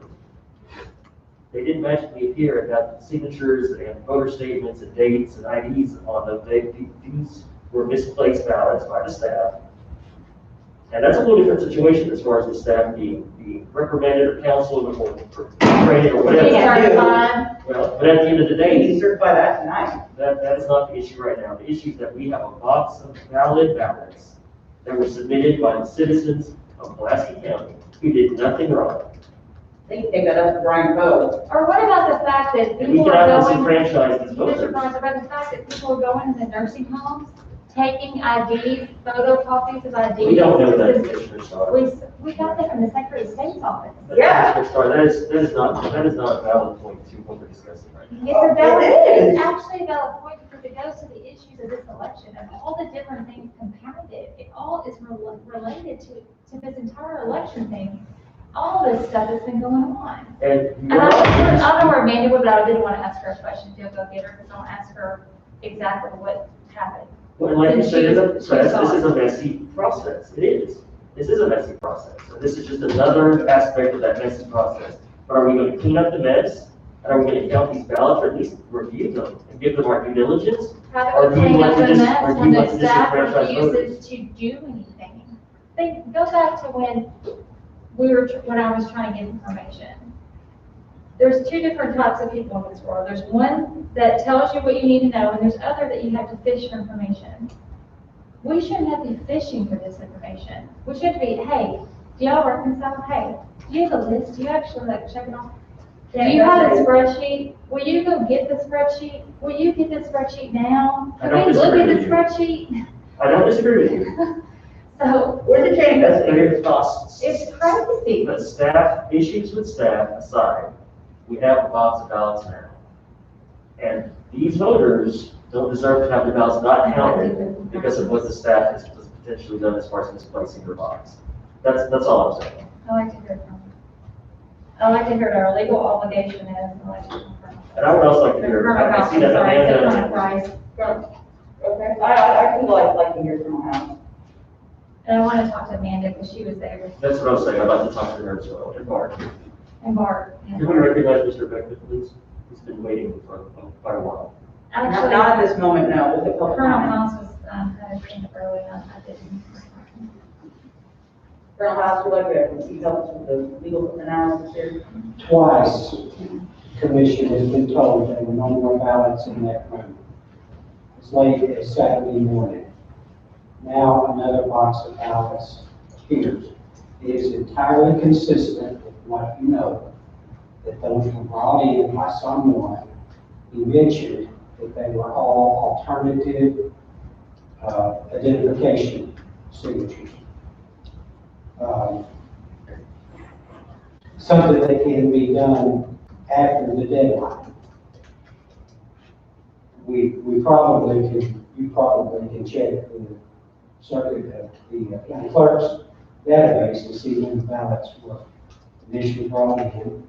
They were open, they were defective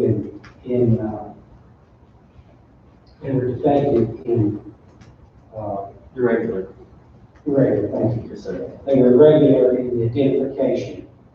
We know that last Friday, some people went through those ballots that had been rejected.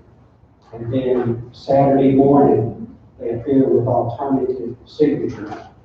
And I have to name and number some of the people at the nursing homes that have given their license. So So what you're saying is absolutely correct. It's anecdotal, I know, but is it entirely consistent that this box was manufactured? Because I take Mr. Cole at his word when he said there were no more ballots in there, and all of a sudden here on Monday, they appeared. I think you can draw the same conclusion. They expired when they were not cured by the Monday, and to cure them after the fact is not acceptable. Colonel, I respectfully disagree with you, and I do respect you, but I disagree with you. And according to the Heritage Foundation, there's only been 1,298 cases of voter fraud in the last 20 years. So you're telling me that, and this is actually a voting control. I'm telling the Heritage County. So, to all of a sudden now we have 500 here, or whatever company's in that box, that's statistically not really. Either Mr. Cole was entirely mistaken, and there were no more ballots in that room, or he's a liar, and he is my friend, and I take him at his word. And then they appear Monday morning. Now, what is the explanation for that? Either he was grossly negligent, or someone brought him in. Now, those are the only two possibilities. Well, which is it, Director Poe, in your opinion? I was wrong.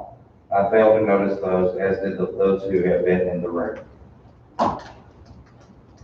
Commissioner Stark, do you want to hear from Amanda? Yes, get Amanda's come back. Hello, Amanda. And then please walk us through this.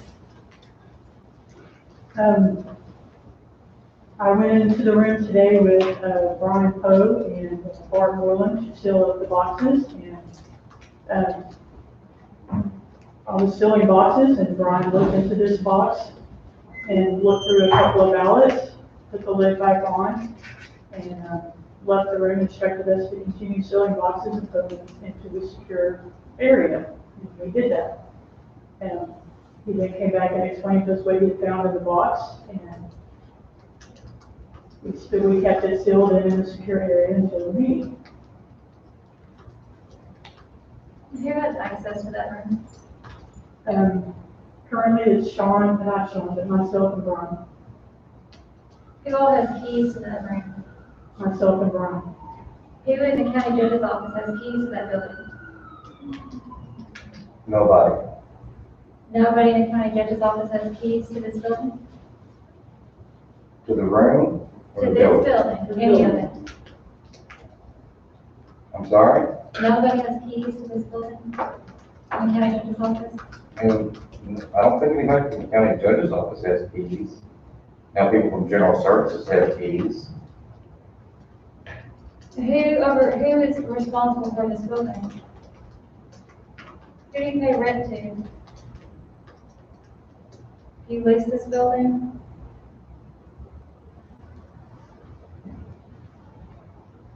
Do we pay rent for this building? Yes, This building is owned by Pulaski County. Metro Plan leases its space from the county. this building is owned, This building is owned by Pulaski County. okay, by Pulaski County. Who oversees Pulaski County? County judge is the chief executive officer of Pulaski County.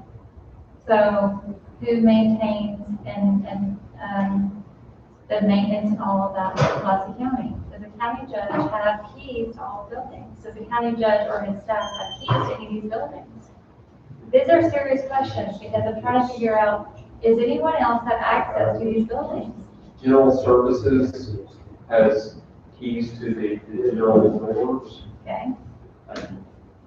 Have you asked me these questions? Because we have things that are happening and security is of the utmost importance. So like, have we asked questions about anyone else that may have keys to any of these rooms?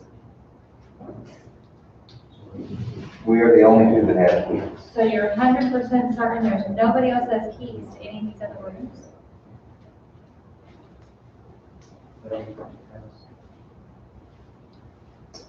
I'm not aware of anybody other than Mrs. O and Amanda that even have rooms. I mean, y'all feel confident, nobody else has keys to any of those rooms? As certain as I can be. I have some questions if I may. So you looked at these, Mr. Trey, you looked at a couple of them? Yes. Amanda, as well? No, No, you did not. So, Director Poe, these are absentee ballots. Yes, they are regular absentee ballots. So they have, I'm assuming, postage on them? Yes, and then furthermore, they would be on the list. So they've been on the list with the clerk. They could most likely verify when these arrived and when they were checked in. They most likely got postage on it, probably a stamp from the post office that they were processed. That, from us, that would be difficult to manufacture all of that. They've got stamps, you've got dates, it went through the postage system, it arrived at the clerks, it was stamped and checked in then as well. I don't see how any type of concerted effort would be able to put something together of that magnitude in such a short amount of time and falsify evidence from the clerk, from the voter, from the postal system. I would like to look at these votes or these ballots and see what they look like, to be honest. I mean, it shouldn't be too hard to speak to the clerk's office to get with them and see whether these were absentee ballots that were received from them before the deadline, correct? Mr. Kennedy, you would have records of all this, correct? Yes, sir. Okay, thank you. Go ahead, Tom. I'd like to hear your take on this. My understanding is, if I heard Mr. Paul correct me if I didn't hear correctly, that these were all identification insufficient, and they were all cured by a voter statement. That's what I heard. Now, we would know that they were mailed improperly, that's my question. We would know that they were opened by the poll workers on election day or before. We know that. We know they were received by the clerk's office in the mail, provided as an individual. But we also know that they were deficient in providing a voter ID. And now they're all cured, is that a fair statement? They're all cured by a voter statement? That's what I heard. I think Mr. Poe said that he was able to place them back in the box, that it was sealed. So we don't have to make them. So the outside of the box is labeled. Well, I mean, it's labeled what it's labeled. Well, they would require review, of course. You have to do our due diligence. But, Director Poe, how many, because we had quite a few absentee ballots that were missing ID, but they had signed the optional verification, correct? Yes. There were several other boxes. Remember I asked specifically about that? You did. And I said, Is this, I thought there was X number of boxes, you did. and remember the answer I received? I remember they were combined. I remember exactly, because I thought it was My question odd. made several questions about it. So, you're right, because you did identify 4 boxes earlier, and then when they brought them back the second time, it seemed like there were fewer boxes. So that would account for this missing box. I questioned it Well, pretty but you just said heavily. that you identified 4 boxes No, initially. Brian said specifically that they opened all the boxes, and then some of them only had a couple of things in it, and they Yes, you did say combined. that, but your initial reaction is the same as mine, is that we all said, we thought there were more boxes than this, of absentee ballots. Well, And then my our proposal, reaction we is that combined some of them together. Brian said he specifically knew how many there were, and he combined them all into those specific boxes. That is what he said, So, if we however, lose a box. yeah, it's right there, it's not lost. That's the box we all, we're wondering, why were there so few absentee ballot boxes? I'm trying to think of just one more old one, we'll get to. Because all 3 of us were wondering that, we all asked that question, we said, Director Shaw, I thought there were more absentee ballot boxes than this. If you had said, we combined them to make more room, well, obviously, it was one that was missing, and this is the missing box.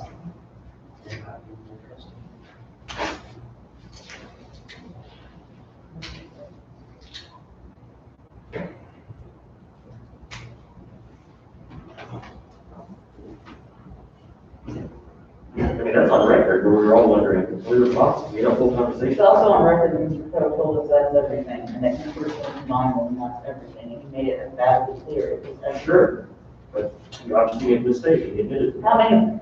I appreciate Commissioner Price, your complete faith and trust in the system, but you're quoting things from what you see and what you hear based on an outside view.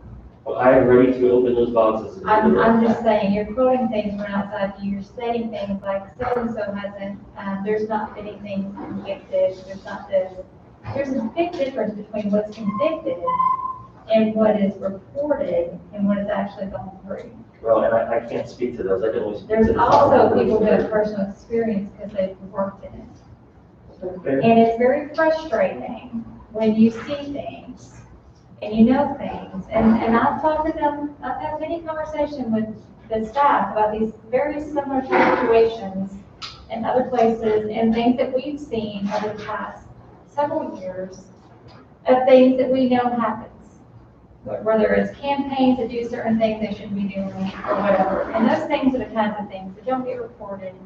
Those are the kinds of things people don't realize, all the little unethical things. That Well, and I can't speak to those little things, Commissioner Starr. Well, there's little things that turn to really big things. Yes, but I know you're a data person, a stats person, and I can't speak for And you anecdotal can't evidence, but these are the measure stats. those.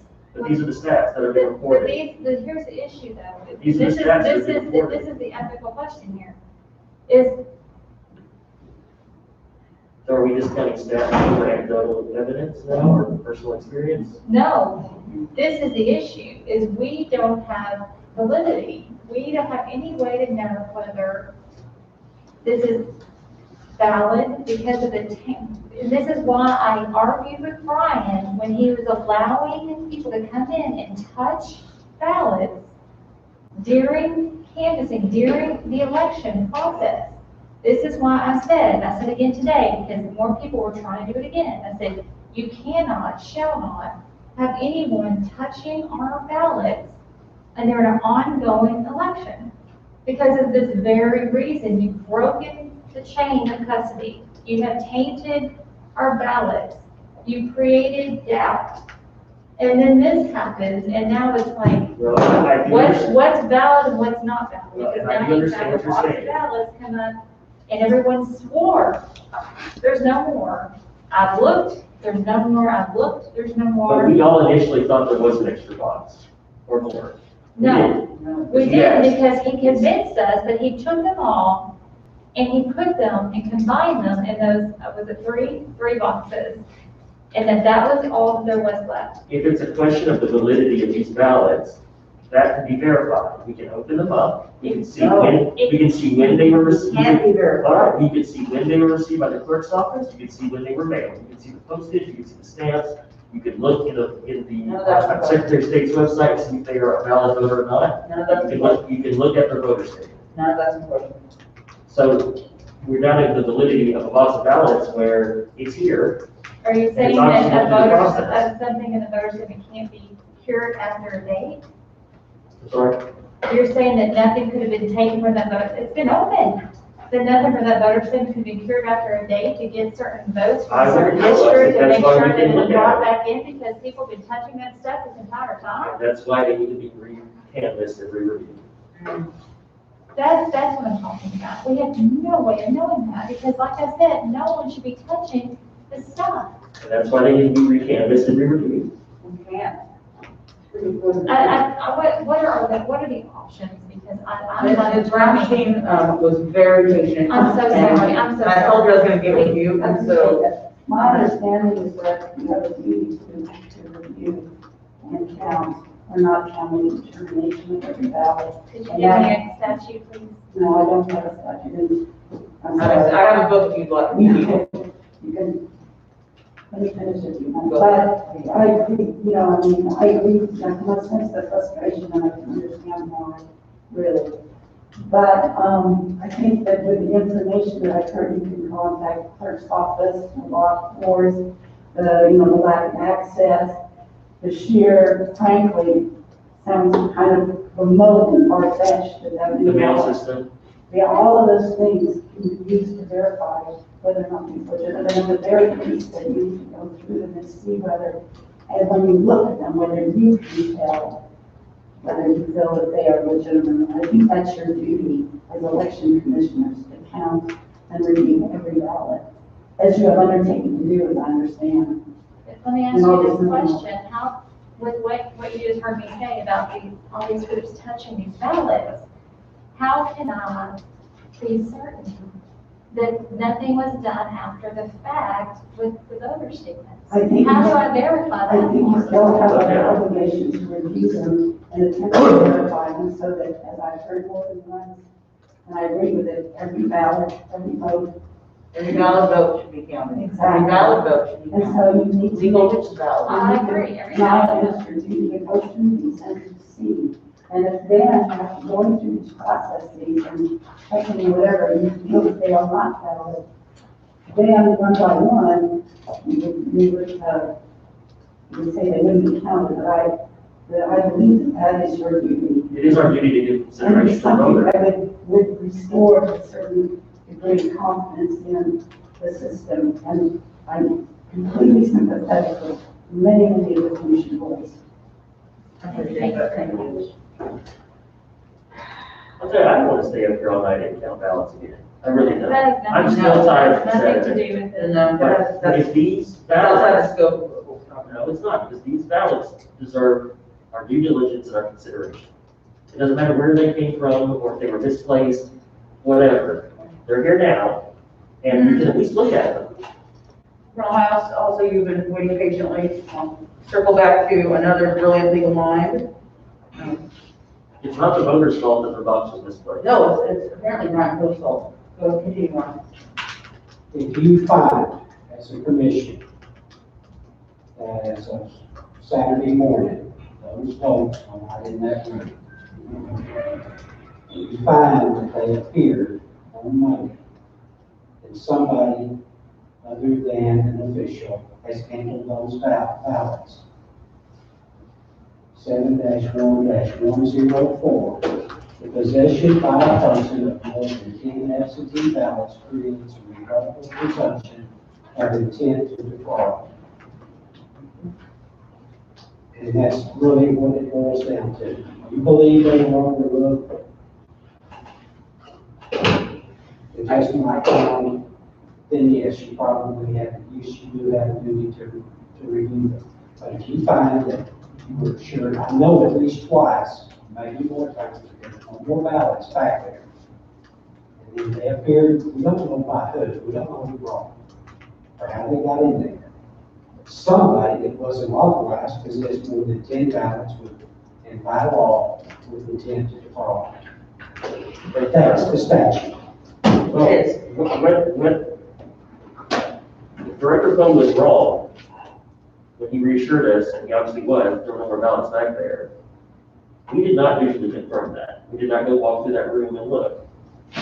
We can go through that room. We did not look, we brought in some ballot boxes, we got carried them in, we did not go to the room and do an audit of the room.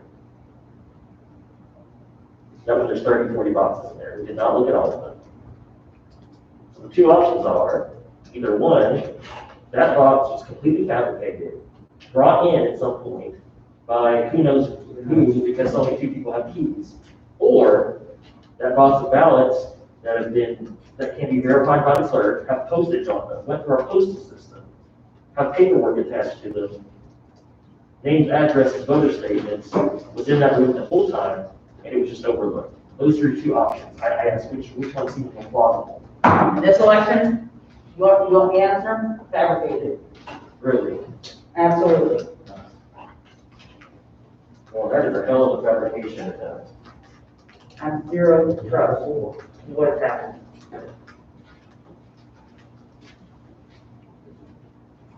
I mean, Occam's razor, the simplest explanation is usually the correct one, not carefully. The simple explanation is that everyone was tired, everybody's working long hours, all these boxes look identical. You know, again, we talked about Commissioner Starr, there should be a sheet on top saying, this box is this, it contains this many of this, it's been approved, it's been counted, check, sign. Unfortunately, that's not part of our process. So you're talking about a plain white box that has got a Sharpie written on it. That is not difficult to overlook, especially if you've been working, what, Director Coe, you and the staff, 70 hours a week, 80, 100? At least 70. The simpler explanation is that people were tired, the boxes all looked the same, and it was overlooked. That makes more sense to me than somehow over the weekend, somebody fabricated a bunch of absentee ballots, somehow hack the court system, hack the mail system, put on fake postage, and some of them. That part's not the problem, it's the clerk's, it's in the mail, and the, You said that you thought that the box had been fabricated. no. I said that was more likely in your opinion. It was more likely that the cure that part was there. That's what I'm saying. Well, then we can look at them and we can make the determination. I'm not asking you to make a motion to come on the box. I'm saying we can review it and do our due diligence. Start, Luann. I mean, if they get be not counted, then they're not counted, but at least we know we looked and gave our due I don't diligence. know what to do. If we don't count them, we're gonna get sued and have to count them. Or review them. If we do review them, there's any question, we're gonna get sued and asked to take them. It's a rock and a hard place, that's what I'm saying. I really would like somebody to represent us, to give us the sound of us that actually is, not working for all the other sides. Yeah. So I truly don't know what to do.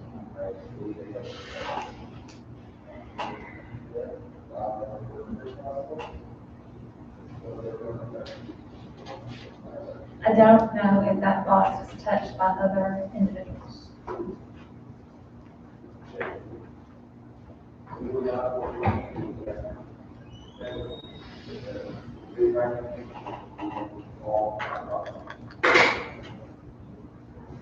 I don't know how in the world, after all that's been going on and how many times we've said,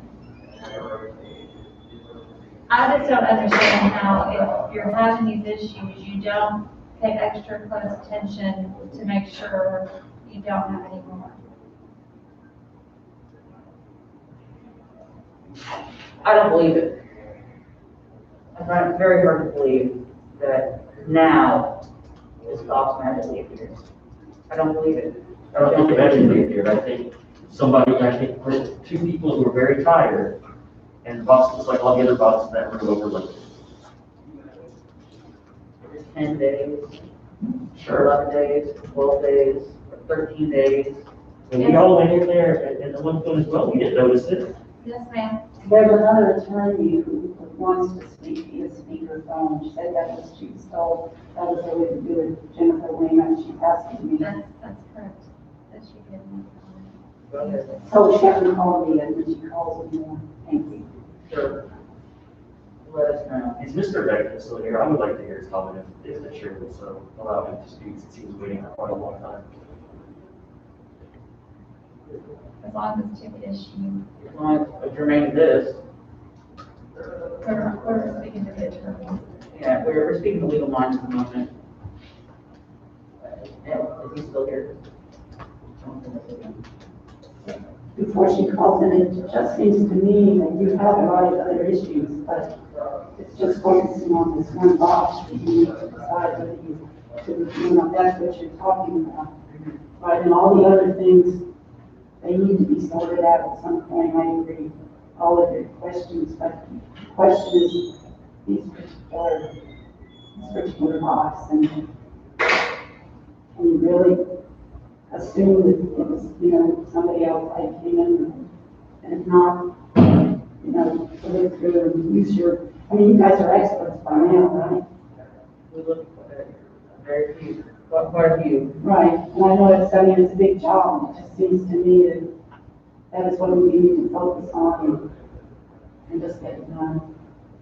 And then if you decide to disqualify them all because you think they changed, that would be a decision you would make. But at least we would need to review them, right? I think so, yes, I think that would be a best How can we practice. make that determination? And that would be Let's best review them. practice. Otherwise, it's frankly, I appreciate your. Yeah,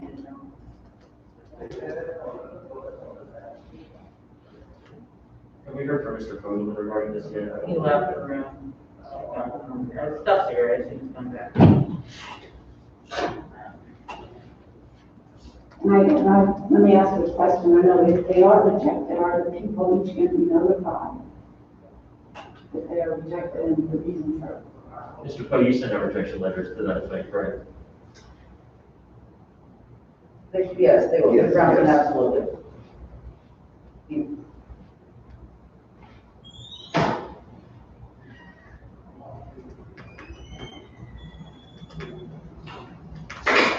still this piece that I can't see. There was this, actually from you, when we had this disconnect that I can't seem to bring together and brings me back to that, is that the canvasser stated that they had separated everything out and sorted it and had it all ready and nice and neat for us. Right? Commissioner Price? But then we received it and it was nothing like what they stated they did. And it was completely opposite of what they did. We thought it was completely different.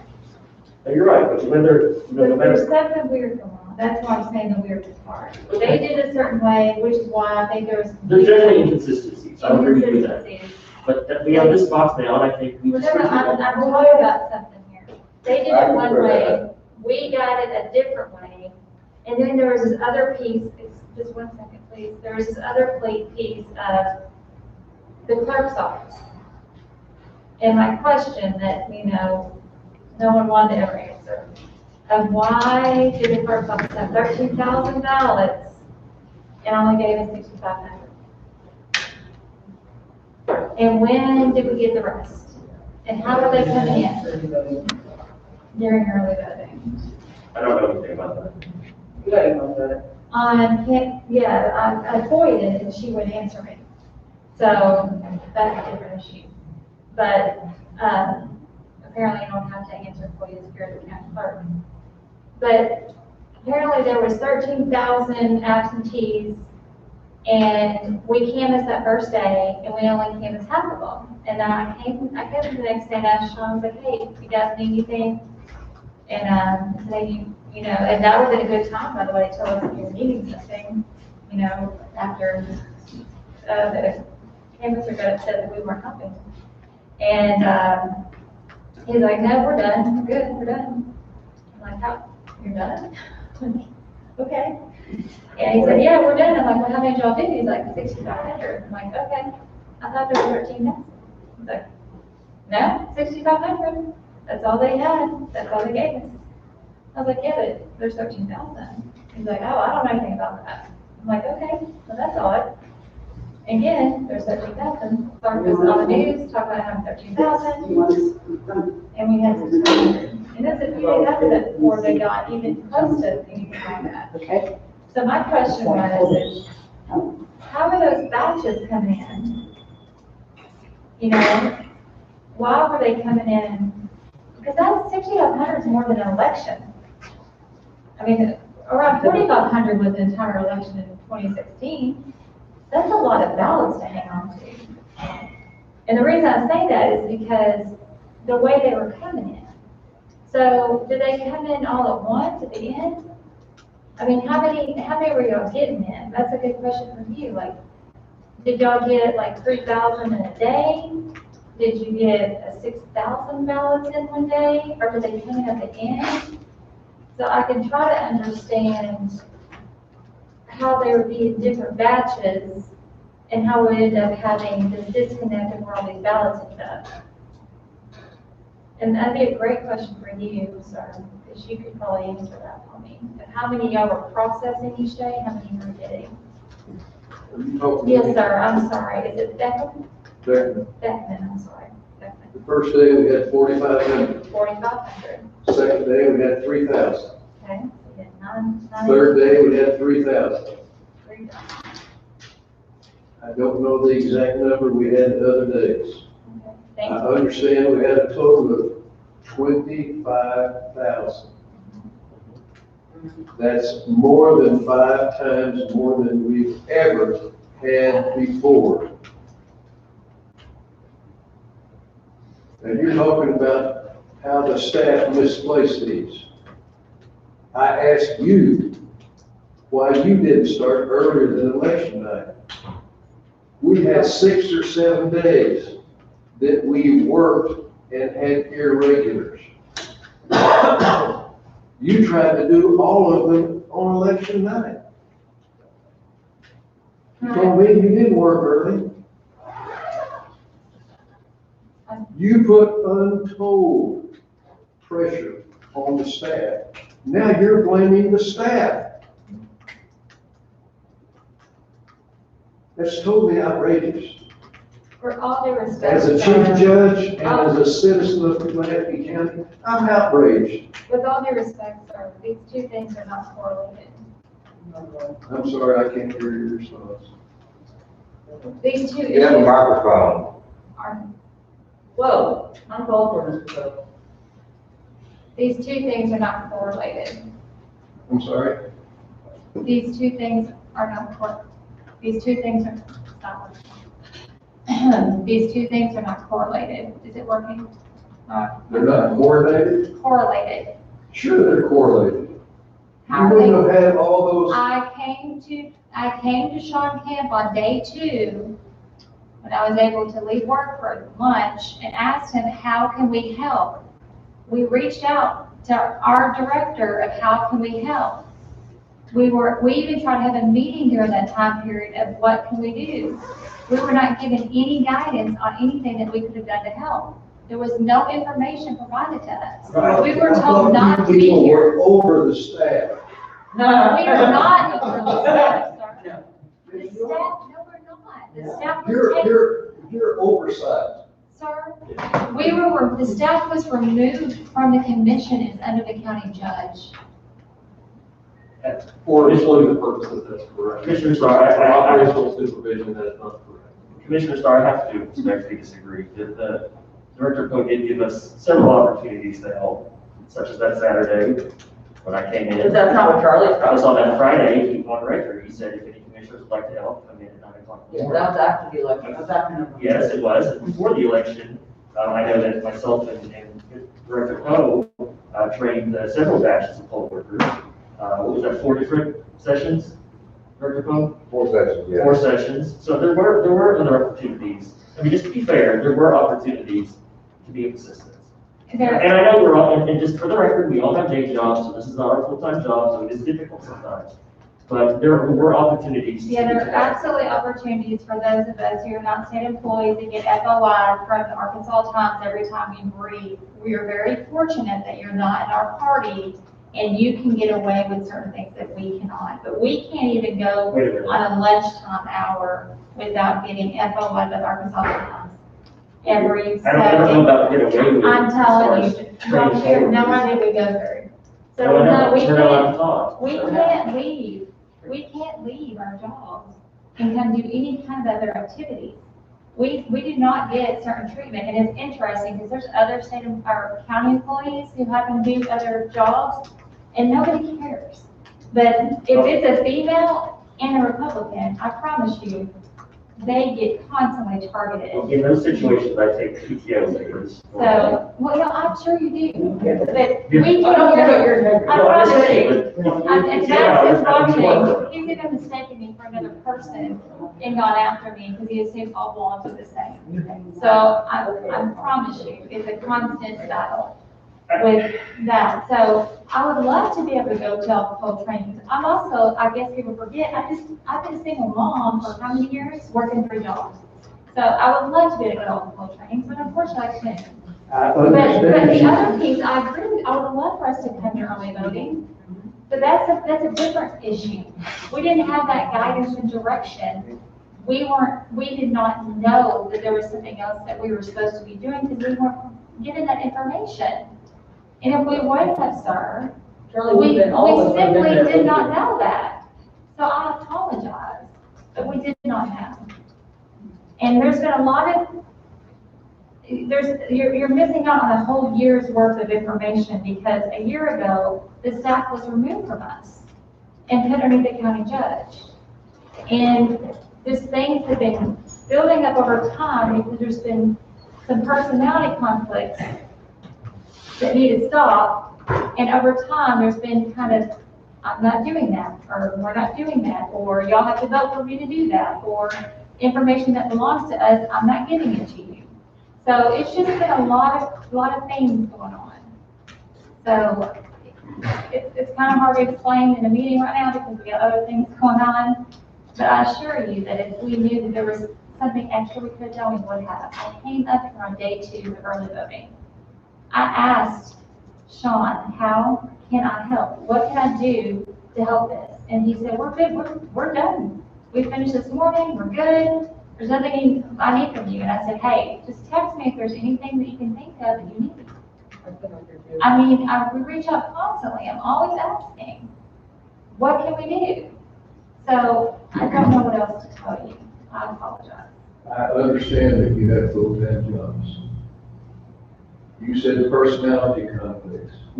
Every personality conflict I've ever been involved in, it's been both sides, not just one side, both sides.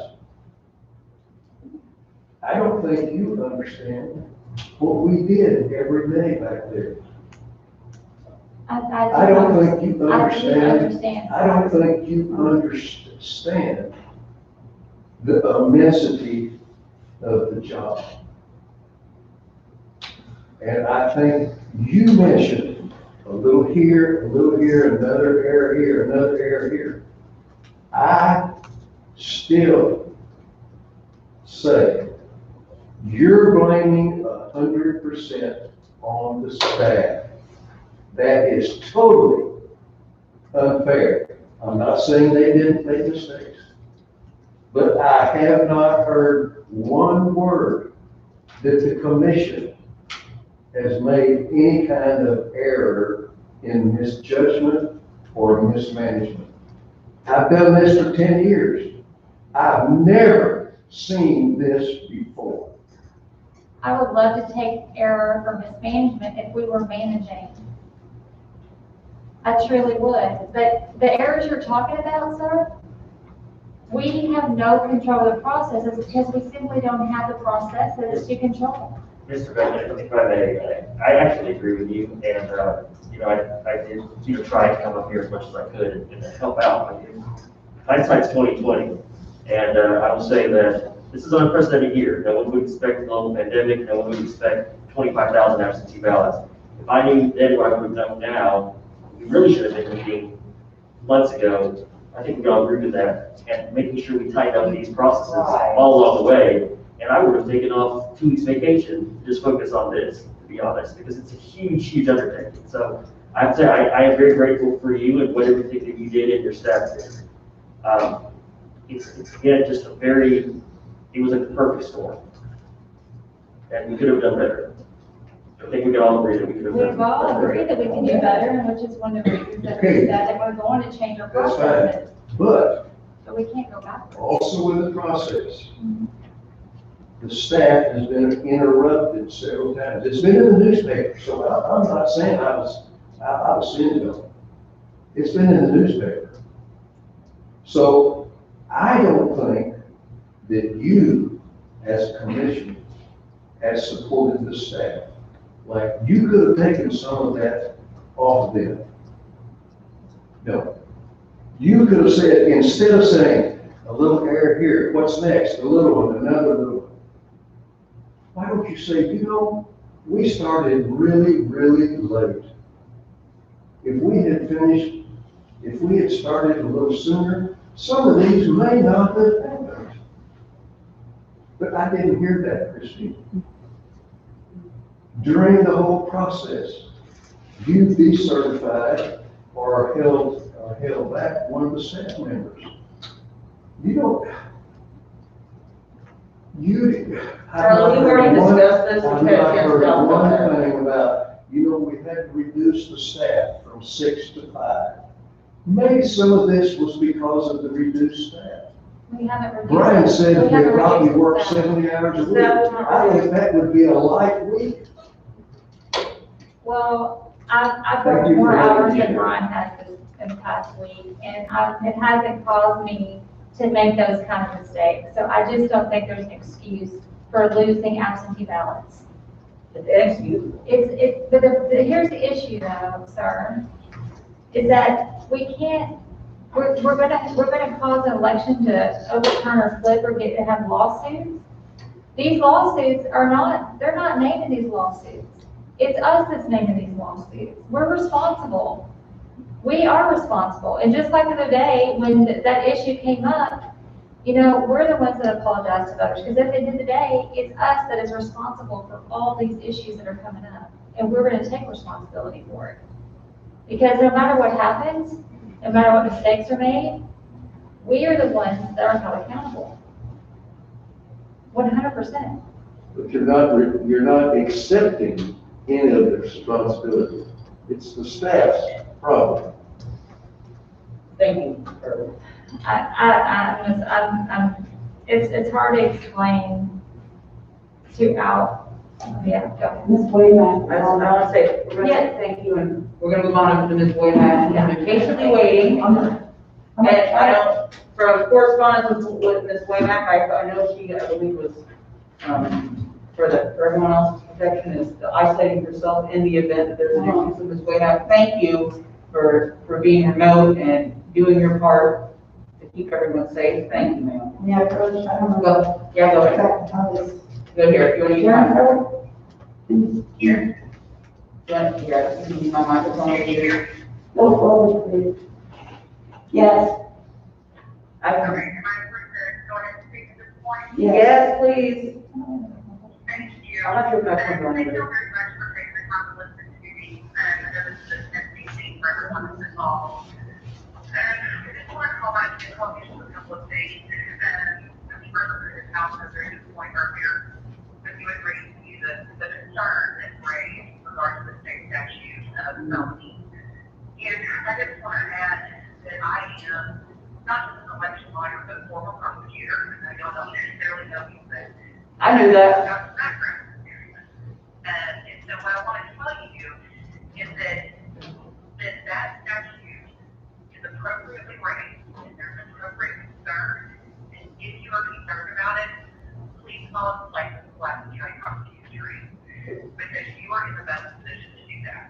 The other thing you can do, if you are concerned about violations for voter fraud, is to follow the state board of election commissioner, who is authorized not just to investigate election irregularities, but to also sanction to some extent. For now, though, you have a duty under 75-416 to canvass and count ballots. And I know that we are just finding out that a lawsuit may have been filed or may be imminent. However, at this point, it has not been processed with the clerk's office. You have not, to my knowledge, been served with any orders, sentences, or any injunction at this point. And so right now, barring court orders to otherwise, your legal duty is the duty General Assembly has given you to canvass and count the ballots. And so what I ask is that because we are here at this point, where we're just a couple of days off from the 13th deadline, is that you just take that duty and you follow through with it, and then you keep working, and then you allow the prosecutor to do his job, and the state board of election commissioners to do theirs. And I understand the frustration with the allegations that staff has not done their job, but I implore you to please not make the same mistake you think. Please continue to do yours. Please listen, and if it's appropriate, count them. And if you also see some evidence of voter fraud, report it. It is investigated, and let's make sure we take care of it. That's all I have to say. Thank you. Thank you so much. Thank you very much. We appreciate your safe advice. Hey, Jennifer. All right, so, what do you want to do? You can step box. It's the only way to be sure. Either way.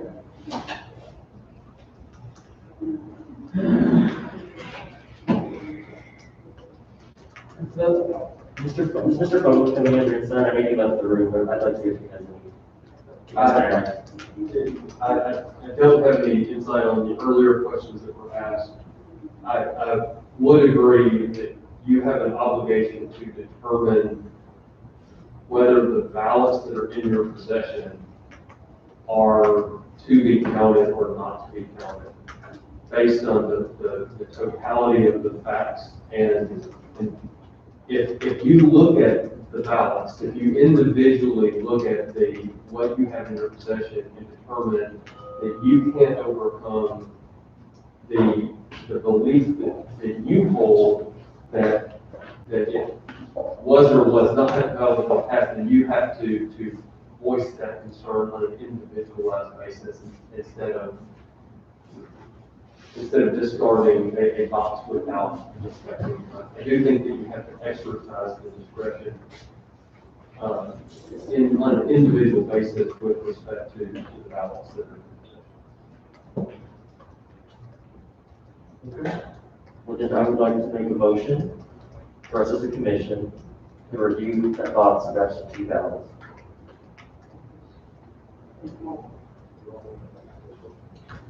So we want to be sure. I think that all reviews should be unanimous.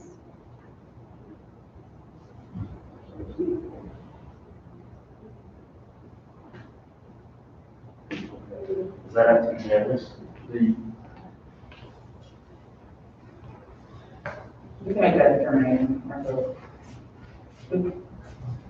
Unless it's otherwise stated in the law. Because some things, like opening and closing phone locations, do have to be unanimous, but other things don't have to be. I'm sorry, 2 minutes ago. Other motions? We gotta do our due diligence.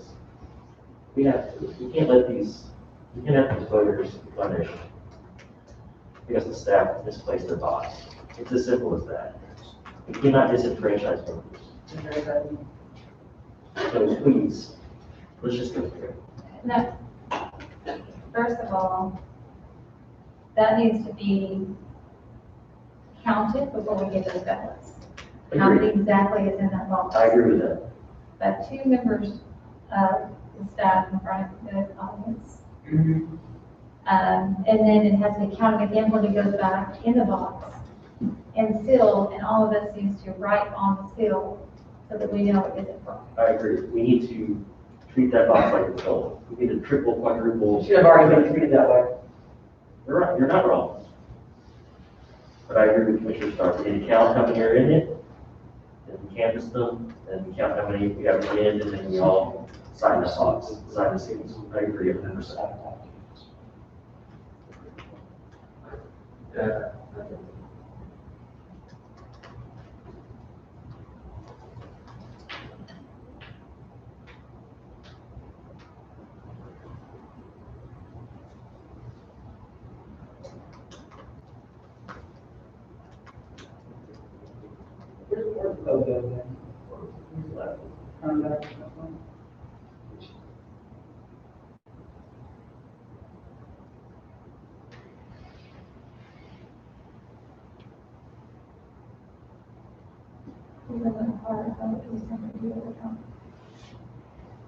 There's a motion. That is.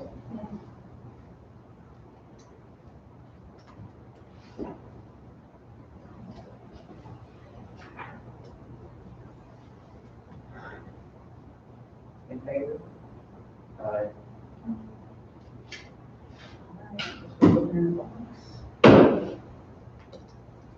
And thank you both. One is going to choose one.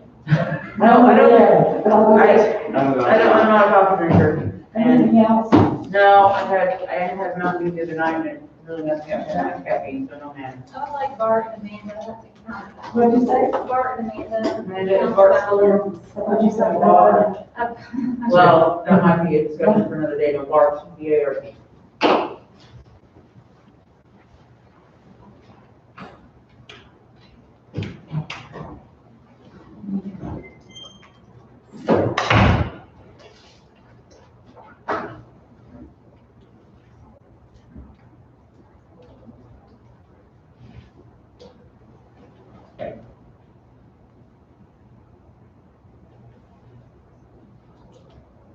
And each one, I think we should do a sticky note with yay or nay, and then, like, Put a yay, put a, like this. Put an N or a no, and then a mark. And then our initials. Number, yeah, Okay, like each. that works for me. If I may. Where are we in, hold on, what is the hash mark? Well, that would be like if there's one yes and one yes. Gotcha, every, why you know all of them. Absentee ballots typically for each sheet on the outside, if you wanted to mark on. Yeah, no, we're not gonna, negative. We're not gonna mark I them. mean, there is a section at the bottom where it says final decision. I think you said it would be. That's what I'm referring to. It's Or the sections. At least You wanna mark on them? I'm just concerned, I'm speaking my fall That's fine, if they won't get a final decision until the start week. They have to tell the 30 and take it to usually do that.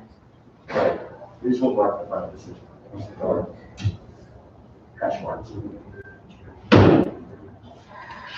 I just want to make sure.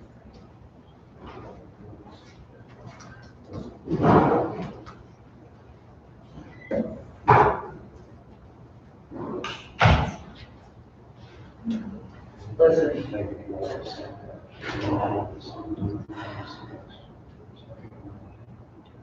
there's no chain of custody for this box. I haven't heard chain of custody. No, is it in there? It was in the sealed room, right? It was sitting in the secure room. Where's the It chain of hasn't custody? gone anywhere. Yes, I don't know. And that's actually the problem is it didn't go to get tabulated when it did that. Yes. Yes, sir. If you're going to open those boxes, would you make a note to segregate zip code? Which ones? We can segregate by district. Precinct. Oh, yeah, I mean, I don't know which one. But I worry about doing that because I don't want it to create something in her. I don't want to, I would rather do the, designation before we do that. I agree. I think it should be as random as possible when we're. We don't want to have in their head that they are, Right, as we're looking at it. right. Listen, there's no chain of custody, there's plenty of discussion. You can hear me. I'd entertain, I would absolutely entertain motion to certify this one, so. I don't think we can do that until we look at these ballots. We already made a motion and approved that we review these ballots. This could affect the outcome in District 32 or in other races. Even school board races. How many are in the box? It's a full box. Anything with the bid, they should be counted. Whole box of this. Even what's in this on ballot should be counted. You understand that?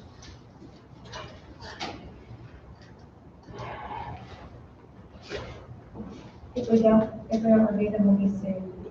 If we do review them, we'll be sued. Well, we've already, Correct, but- we've already, I think we've already been sued. we'll just From what I heard earlier today, I believe we already have been sued. we will be sued either way, but we should be sued for doing our due diligence and counting ballots, or at least reviewing, which is our obligation.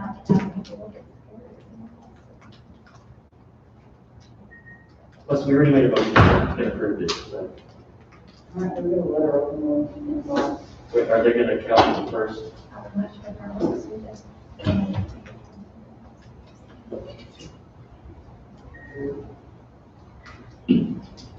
Art, I see you have a row. I gotta be honest with you, I'm so tired, I don't even know if I can, do it correctly. I mean, I am just white. I understand that. We all agree with that. Is Matt still here?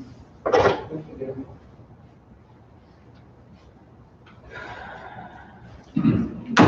I have one more thing that was presented to me.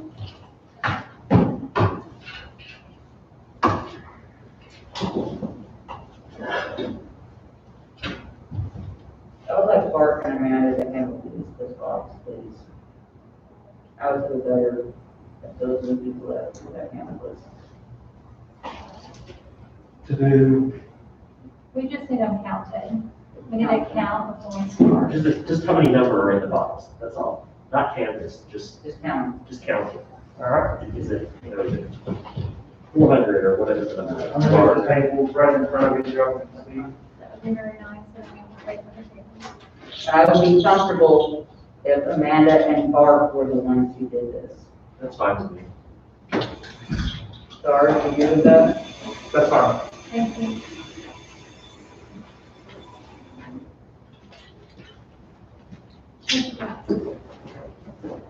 It's sealed, don't worry. Thank you. So Amanda and Barb, thank you for being here, and I don't know, you're gonna have so many overtime hours. I hope you all get it. I have Well- a question. Oh, will you look at Brian? I have a question. Stop. I think we need to the rest, was that him up to the rest? No, No, we want to do it. wait, let's stop. That is Brian.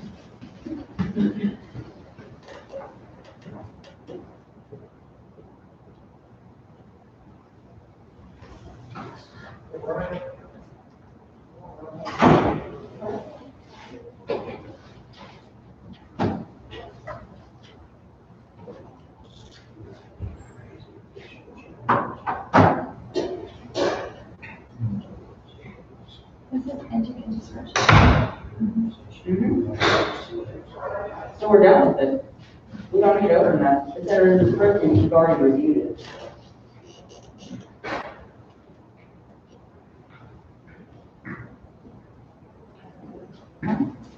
So are these, Part of that, we've already reviewed. are these ones that we approved in the account, or what? No. No, stop. Oh, I can't find it, right. Sorry. You can't find it. Okay, Go check the instructions. this, no, don't do that. All right, well. I mean, you can go in there and I'll meet you. Okay, so these say enter into spreadsheet. You see where I'm going here? Okay, these were entered in the spread, that would be written on there when they were entered in the spreadsheet. Hey, Brian, I have a question for you. Yes, This says these are entered into the spreadsheet. yes, they were. Well, we approved those that were entered into the spreadsheet. Yes, we did. So these were already approved, and they just haven't been Yes. counted? Yes. Why didn't you say that in the first place? No, our numbers, we reconcile all the numbers at the That's what beginning of I'm this meeting. saying, we've already reconciled that. So, So apparently, there were more ballots. no, That's, We're gonna have to, there can't be more than what's in the spreadsheet. we're gonna have to look and check. And that's the only- Follow me here on this for a second. Yes. There can't be more than what's already in the spreadsheet. we've already accounted for these. We've already accounted for everything because they're already in the spreadsheet. Yes. So we're done with these. We've already, everything is already in the spreadsheet. Well, we can check, that's the one way to be sure. Do you see what I'm saying? I see what you're saying. Because it was like, I want to say 1812, but that's, it's like Yes. 16. But if they're in the spreadsheet, we already approved everything that was in the spreadsheet. Yes. And we reconciled all those numbers already today. Correct. So, what is this? We just did spot checks of all the boxes that was in the spreadsheet.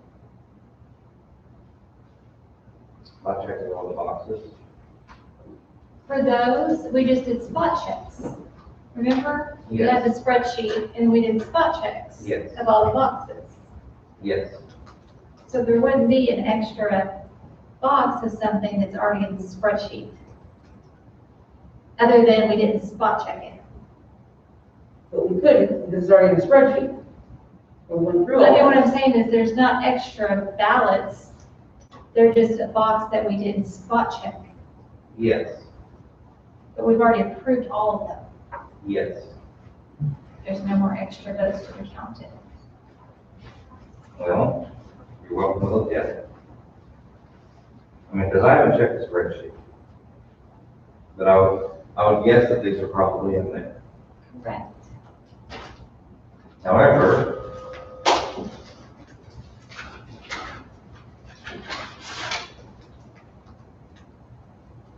the ballot on the envelope is showing at least this one.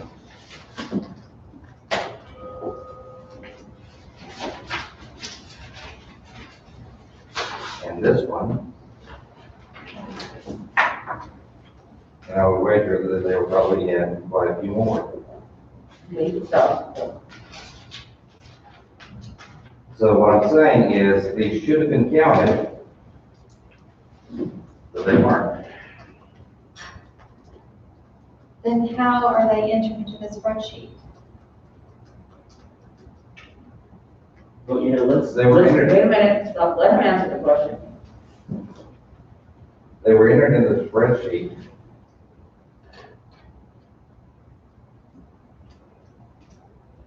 I'm sorry, but I'm trying to think the whole time of this thing. Let's think about this for a second. This is the same day the 327 erroneous ballots were added. Yes. So, these were not counted on that day. So ballots that should have been counted weren't, but ballots that should not have been counted were counted, and those that were supposed to be counted weren't. That appears Is that to be appear to the be case. the flip flop? Yes, that appears to be the case. And that is why I had to inform you of this. well, we still need to look at it to see if they are in the spreadsheet. I mean, just because the box says they're in the spreadsheet, we still need to do our due diligence and check. Because at this point, who knows?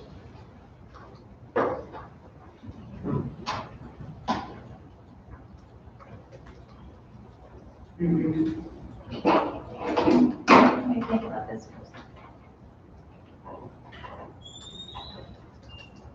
This is where the diagram.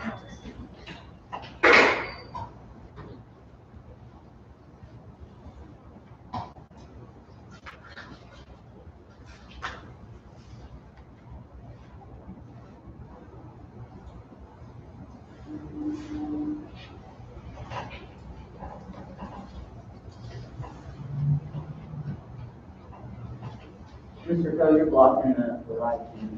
No. Please go ahead and keep your hand up outside of the box.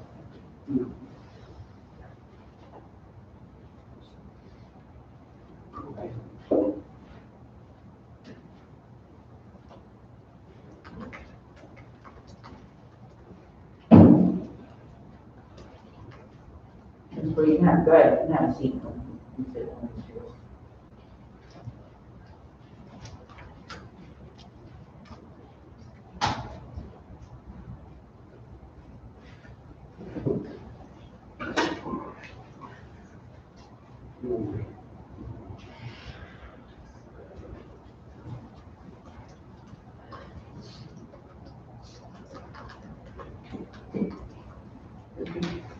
Yeah.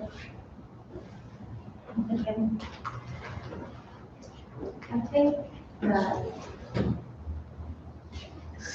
we need to do random sampling. I agree. We have a really big issue. Mhm. And you've seen this 3 times. Yeah. Which may require us to go higher. As in, You mean they can be on this? I don't know how much higher we can go.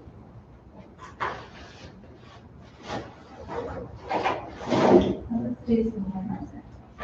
I'm extremely concerned with, if we got all of this to reconcile as far as numbers go, what in the world? If these were supposed to be counted and they weren't, what was counted?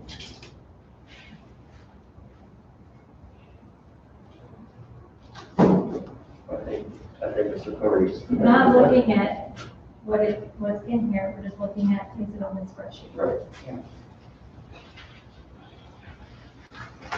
And we're looking at the deep check, We're just looking at the spreadsheet. looking at the 5.0. The 5.0 OB.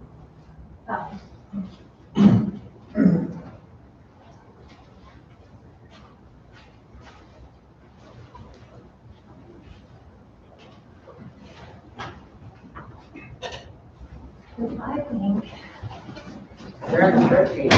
This one's not in the spreadsheet. See it somewhere else. if it's not in the spreadsheet, that's a very different sheet. No, this is not. Everybody reading name. I just looked on the OB sign and the disqualified absentee list. It's not in there. I don't think these have been in the spreadsheet. Let me see.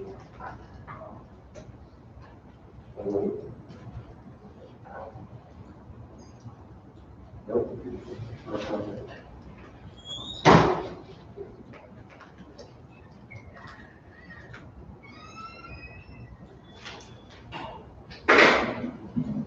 The mailing label is probably best.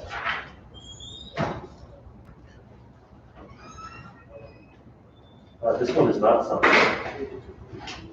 Oh, This has no ID, but it does not have the optional verification. Maybe this box is labeled. and do not count. I'm looking at that, and then we're looking at the spreadsheet. Sorry to think about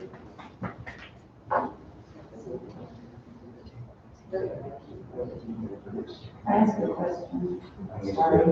Are you what spreadsheet are you looking at? We're looking at the provisional spreadsheet that has the optional verification For sign. the absentee vote? Yes, the one that says it's entered into the Yeah, spreadsheet. So it should be on. I think I know which box it is. Only 3 in it.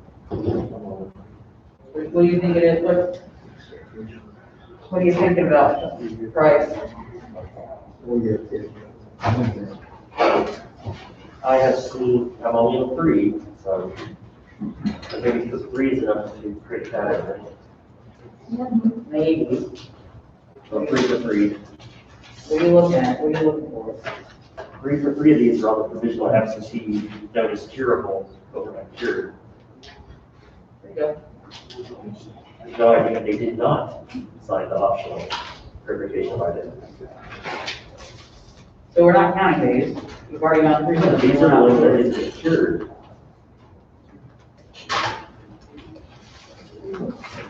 These are this must be the remainder of the 636 or whatever that did not get cured. 206 got cured, is that right? Yes. Yeah. I think this is the remainder of the 636 that were not cured.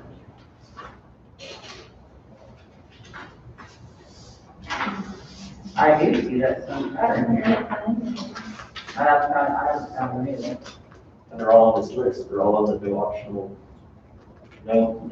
Yours are all on this Which one, provisional absentee notice curable? From clerk Yes, Ness. yep, Or they're probably happy you'll be sent out. Notice terrible? that's what I'm finding on. Ah, They sure are. And this person's name is Buttenberg. They are on the other list. They're mislabeled. they're mislabeled, we're not counting them for The box is missing. mystery solved. Yes. Mr. Price. We don't have to be here all Hallelujah, not another full army. night. Never know. Thank you for condoling us into counting. That was just overstood. COVID. Hold on, I have.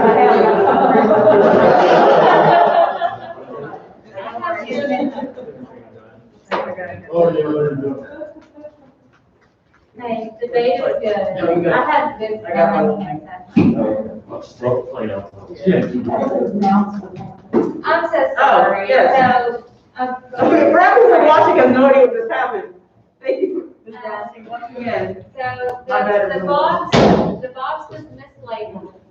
And those were actually the curable, the curable for the ID, that those that would have gone by last Monday by noon to either the election commission or the county clerks, and were in the wrong box. So those would have been for the, not for the Yes. verification officer. Those had no ID, but were also outside. So they would, the ones They were that did just not simply present. mislabeled, and we're gonna change that label right now. Yes, let's do that. He's got a marker. I have a pen, I don't have a marker. Go ahead. So we Commissioners, did thank you not- for checking. We did not leave Thank you, the Mr. 10 Brown. legal opinions, but we sure do appreciate Yes, all of every them. single attorney who weighed in here and remotely, thank you. We're not always appreciated. Well, I'm, you, Ms. Brownstein, you know, every time I'm done with you, I appreciate you. And you're an attorney. Listen, I get not a lot of appreciation on that on the daily, so. And my apologies to the staff. No, thank you all so much for checking into that. That's when I found that, I was like, I can't do anything with this, I need to give it to commission. And, you know, I'm gonna look like an idiot, but it needs to be done. We'll have a look. So, It was very uncomfortable and not fun, and, okay. awesome, Thank you, great, so we can Amanda. tabulate results, Thank and you. certify, let's do it. Who has a motion to certify? I will entertain that absolutely right now. We have been given. I'm gonna make a special, I'm gonna Possibility. make a special motion, actually. Okay. I'm gonna make a motion to certify the election withholding. I'm getting my district's now. 32 is Cirillo. Yeah, I'm gonna make a motion to certify, Like, just about the process, so far as I know, whenever we do the certification on the state system, it generates a shared certification for everything. I don't know how we exclude one race from that. Amanda. And we can You have help. to certify the whole thing or This none of it. is how I had to do it in 2010, or 2012, wait, whenever we had to do the remake of the Jacksonville issue. That's And fine, I'm- yeah. Yeah. I had to fax it, like on a form. There's a different reporting system now. It was, no, it's when we had ENR, and we were supposed to do the blue. So it was, I guess it was 2012. Yes. I would suggest that if the system that they have in place will only communicate one type of form, that before using that system, that you communicate with the Secretary of State's office, it may require a manual note. I know there's there's There has to manual be- there has to be ability manual. to do it. Yes. But we will also need for you all to sign off on the provisional certification prior to certifying the That's election. fine. Okay. Well, let's get that taken care of soon as possible. Can I still do my motion right away? Is there a discussion? Okay, we're verifying that they can do it. Yes. Ms. Brownstein, you said that we didn't have to, even if whether it was certified or not, or whether it was certified, they could still bring it up. We think it goes to 10 days post certification to bring it down. Election It's challenge. not a recount of the election challenge.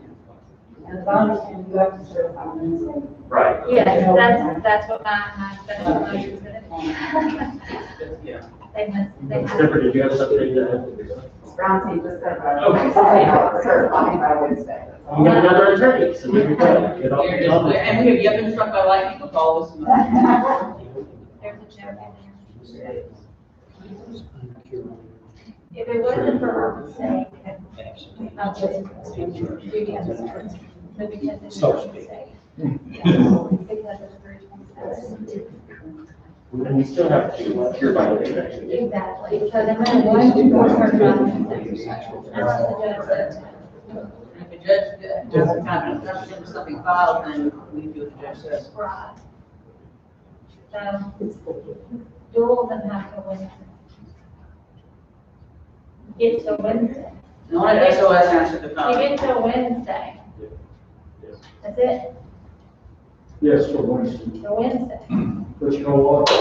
Unless We someone volunteers. appreciate it, you get it certified except for District 32. There Right. might be another box somewhere. Hush your mouth, we don't want to,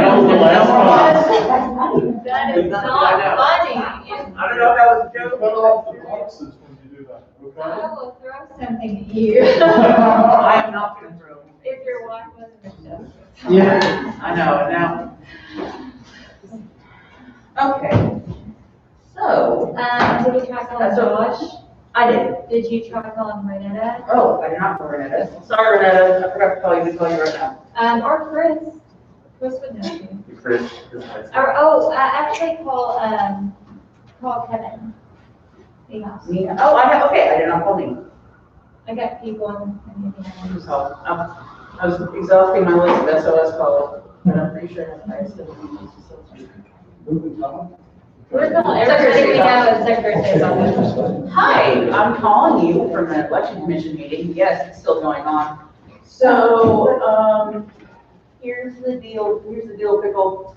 We've got, we were notified of filed litigation for House District 32. We want to certify everything but 32 today. ENR, does that allow us to certify, pick and choose, or do we have to certify 100% by doing the upload? Okay. Follow-up question.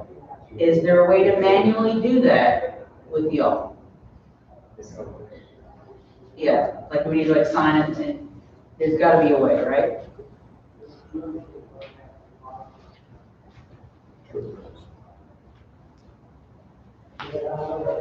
Because we need election results. I know the legislature is being very patient, or maybe not patient, depending on who you ask, about not having seated, having to post a seat. And I know they need answers as soon as possible. We cannot give them an answer today as of House District 32, but we absolutely can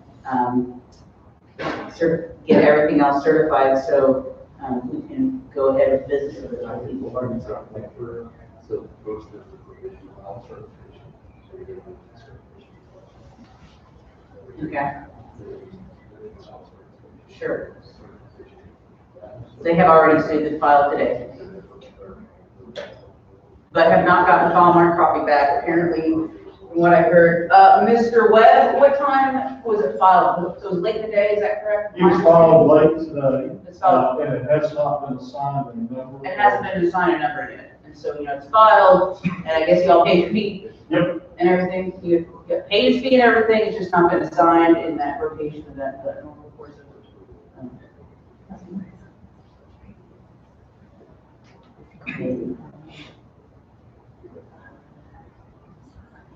Yes,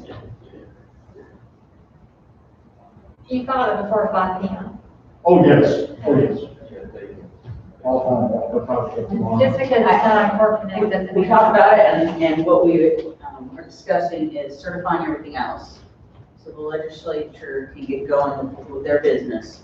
And then we have until Wednesday to figure out what's going on with House District 32. If there's an injunction, if there's some kind of court ruling, then we can go out on that. Otherwise, we're going to certify it by the deadline. That's kind of what we talked about. That was a scene. It was filed at 4:42 p.m. Okay. You don't have a case number yet for that? Do not have a case number. But they're not, It's considered filed. not, will not be. I will add that the clerk's office is who administers contacts in Pulaski County, so I suspect that they have not yet Entered it. approved it. Because we're in a public meeting right now. So it's not published on the website yet, but that doesn't mean it's not filed. Yeah, it's filed. They saw it as soon as they do the stamp legally. They just haven't put in, AOC Connect. Yeah, yeah, it's fine. I know, I was part of that, go live for that. Okay, so that's what I was getting back to us. And manual, correct? And we have manual. He thinks it's a possibility, he's gonna check on it and get back to us very shortly. I'm very confident they do a manual. I'm There's a manual that's gonna be really mad at me later. She's probably already. Her case about dues. That's tomorrow. She is, that's. I feel like we have made Amanda mad. And by the way, did I tell you how lovely you look in your team sweatshirt? No one deserves a raise more than Amanda. That's absolute 100%. I agree with you. If we were over you, you get a raise. Yes, and if we ever find ourselves in the position to be over you as staff, You and Jody would get a raise. absolutely. Yes, sir. If you're interested, I can't give you a raise. Listen, Stu, I'm not recommending a raise for you. so the quorum court is actually determines the rate of compensation and the number of county employees. Yep. In the same sense. that- You should tell them to give her a raise. In the same sense that the General Assembly is who fixes the compensation of the member state employees, so. And So Bart, you can so give we her can a job, go too. to So I court give her board a and raise, say give you her get a raise. Amanda a raise and Jody a raise. To the workforce. They are underpaid, Severely. I'm not sure why they stay with us, they're so underpaid. especially after this election. Yeah, I don't know, I feel We like should it's like, still- oh, they're paying. I would say still in the state, but then we'll be sorely hurting here, so. Okay, well, I'm excited that we have results. I'm pretty confident they're the same system applies. I'm They're at extras, right? 2:30 in the morning, having to be alone in that courthouse with the rats in the walls, trying to do facts Not okay. with the ghost. Well, we're waiting on, that's why I was gonna call us back. We take a short recess, use the restroom, please. We've only been here 3.5 hours. I don't know, and you drink that is poor life choice. Keep drinking that much caffeine, knowing stuff. Yeah, sure, we'll be in recess and we'll get a phone call or whatnot, we will. Yeah, I still can't gather so I can, but I will, we are in recess. There's an app for it? I wish I could download that. Mr. Oh, whatever your name is. I get you and Paul, I get Hoyt and Paul. I'm just like, do I talk to Tony? Who am I talking to? How are you doing? He stuck with us the whole, the duration. Yeah, some, or at least short day one.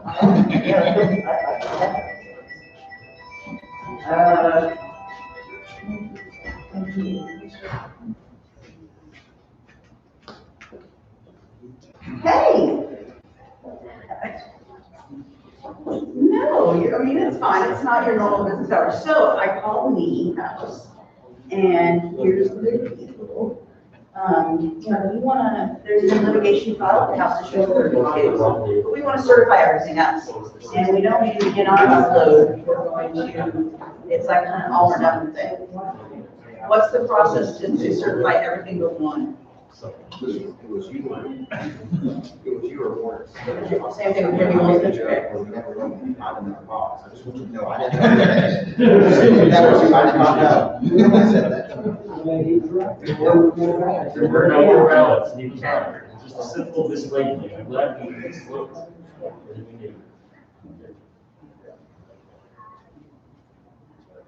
And you did, because that's how those bills. Yes. Okay. Yeah, we looked, and we got to the bottom of it. Price is burdened. Because sometimes, that better be the last box too. Correct, affirmative, it absolutely is intention of the letters.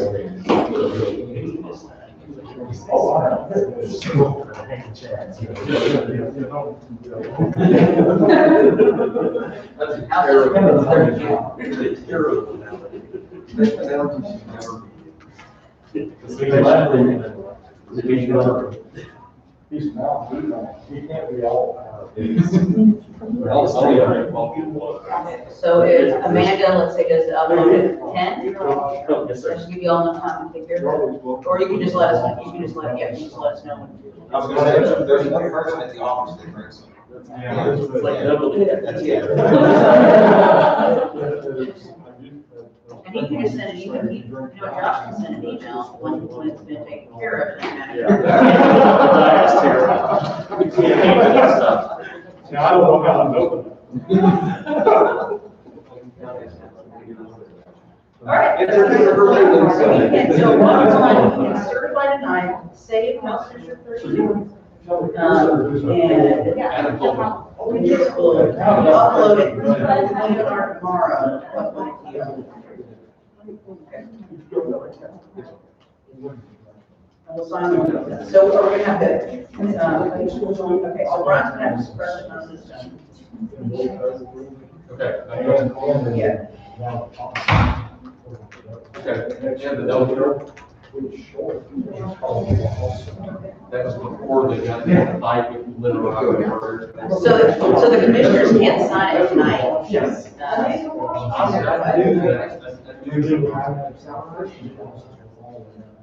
And the rest of that.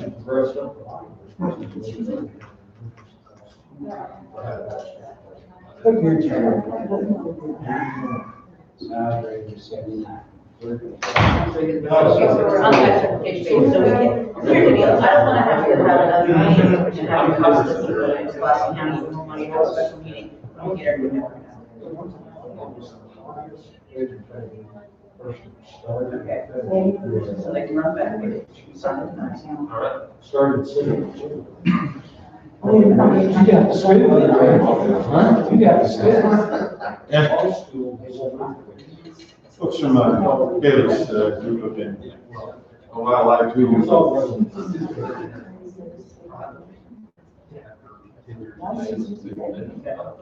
Certainly not as committed as I called you. Okay, feel free to let him know, because I think he's gonna. Very short.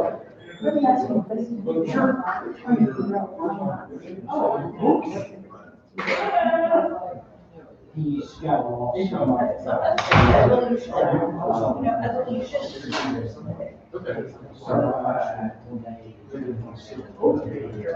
You know, I've been there, yours, Bill, I met you. So y'all didn't call over. That's what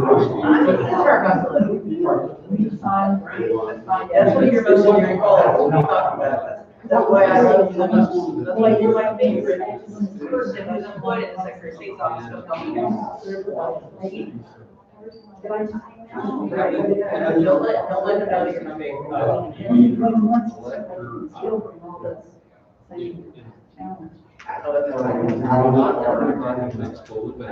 Love you, mean it. I appreciate it. All right, well, I don't know who the commissioners are. Motion second, Yeah. Is there a second? I feel like that's gonna be, there's one of them. I got you. That's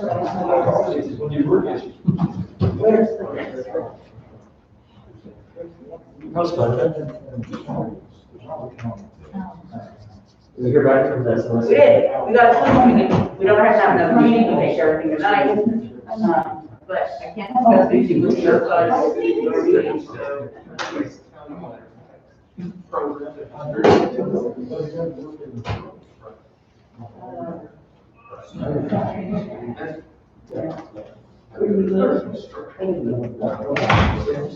All right, we got a solution, Amanda. We got a solution that's not gonna. Make sure they don't gonna happen.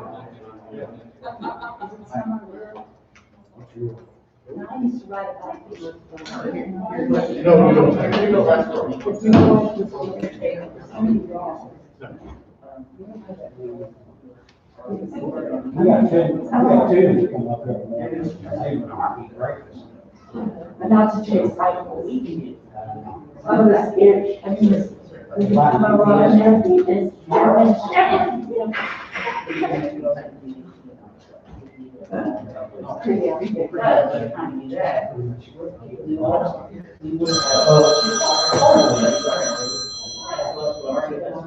I asked Les to have Josh email his upgrade. And I said, how do we, because I can do that. And you also kind of get in there. I don't blame them. I mean, it's so cool. I would recommend before you go. Yeah, never. I'm gonna do all this. Yes, you're going uploading here. But I need to run the back pages, so we can sign tonight, so you don't have to have so much additional meeting. I mean, I should have been 75 first now. Fine. Okay. Oh, sure, I know. What did I say? 25,000. Yeah, it's fine. No, so you're gonna call it what, a little bit more. And I talked to you. Oh!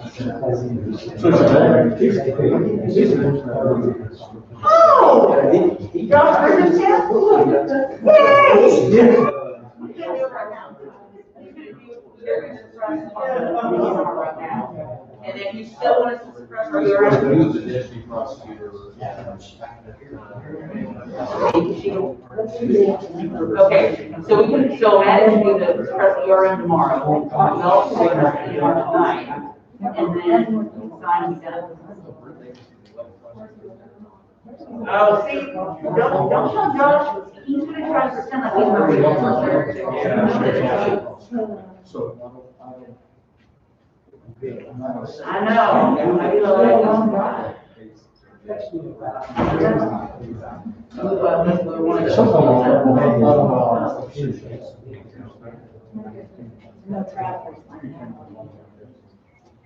okay. Yeah. Okay, again, you're still okay with the motion. Point range. Yes. You are awesome. Woo-hoo! We got a solution. You don't, yep. And, you can, she said you can express your because after I hear from your back. We're just at 10 minutes.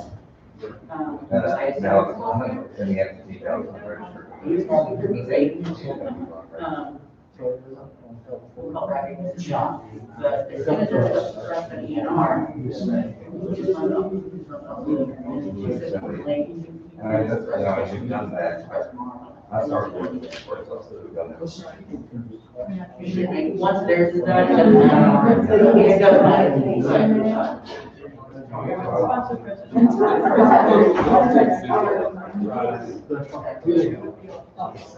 All right. So are you able to do it quickly or?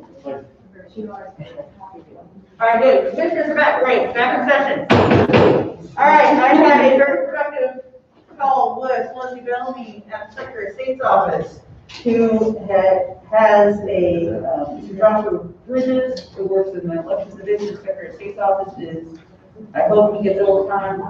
He is working right now to log into their election night reporting system to, here's a solution, SOS has given. Here's the solution. They can suppress the results in that way in House 32. So, and Amanda says that she can suppress our reporting to Secretary of State of that House race. So, when we print out the certification, it's everything but 32. Okay. And we can do that tonight. And Amanda can print that off and we can get that last certification page printed. So we can certify everyone but 32 tonight. If we need to revisit this by Wednesday, depending on if there's court proceedings, so if there's something, like if the judge tells us not to, then we'll listen to what the judge says, obviously, but we're not there yet. But tonight, we're going to certify everything but 32. Okay. And we can, and Amanda knows, I talked to her, she's confident she can take care of that. And we've got fact find, look, my understanding, what did I get?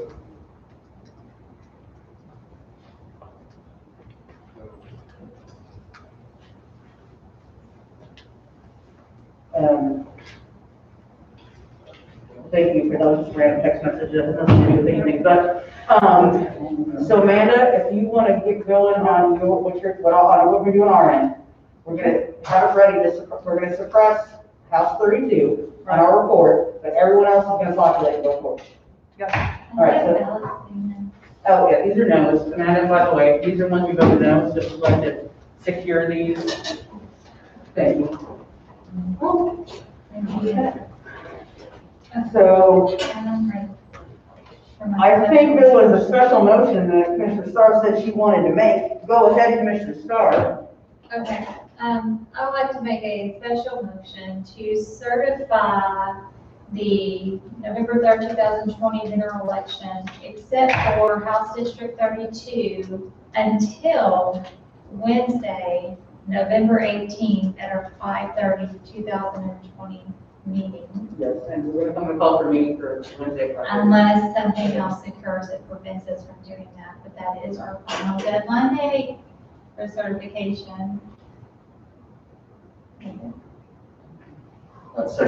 All those in favor? Uh, Motion carries. We are certified of all results as to, except for House District 32. I know we have to sign something. We're gonna wait for that so we can sign it. But while we're waiting, I have something. And I can go ahead, I got this. You all have an electronic copy, but don't worry, I made hard copies. Here, Cheryl House, if you would do me the honors, there's folks in the room who would like a copy of this letter, I'm sure there are. Feel free to pass that out. So here's the dill pickle. I got this correspondence from Mr. Jamie Clemmer. And I'm gonna go ahead and read this out loud. In fact, I take this off so you can hear it. Is that okay if I take my mask off? It's barring voice. Or can you hear, can you guys hear me with the mask on? Yeah. Okay, I'll keep the mask on, that's fine. For everyone at home who doesn't have a copy of this letter, I'll go ahead and read it out loud right now. This is from Mr. Jamie G. Clemmer, Saline County Election Commissioner, Jay Clemmer at SPC Will, go ahead. He has, shown over there. Observation and conclusions for events occurring 13th of November through 14th of November 2020. To whom it may concern, on Friday, 13, at approximately 5 p.m., by unanimous vote of the Pulaski County Election Commission, my assistance was requested in Pulaski County for the canvassing and provisional and absentee ballots in order to finalize the November 3rd election results. I came with the understanding that I might be of assistance with their voting equipment, as it is the same equipment we use in Saline County. I arrived at the Pulaski County Election Commission at approximately 6 p.m. I was met at the door by Mr. Brian Coe and was told that he didn't see any need for me to be there. I informed him that the decision was not his to make, but that of the Election Commission itself. I was subsequently granted entry. As the evening went on, I became more and more appalled and alarmed at Mr. Coe's lack of cooperation and at times outright hostility towards the Election Commission. As defined by the website votepulaski.net, Mr. Coe, as Director of Elections, is considered as staff to the Election Commission. When Mr. Coe was asked by the Commission for various points of information, he was slow to respond, if he responded at all. When he did provide an answer, it seems to follow only after multiple requests. From my observation, he seemed to question every request by the Commission as if they were for him, rather than the reverse. Note, the rest of the Commission staff were very helpful and were willing to help in any way they could.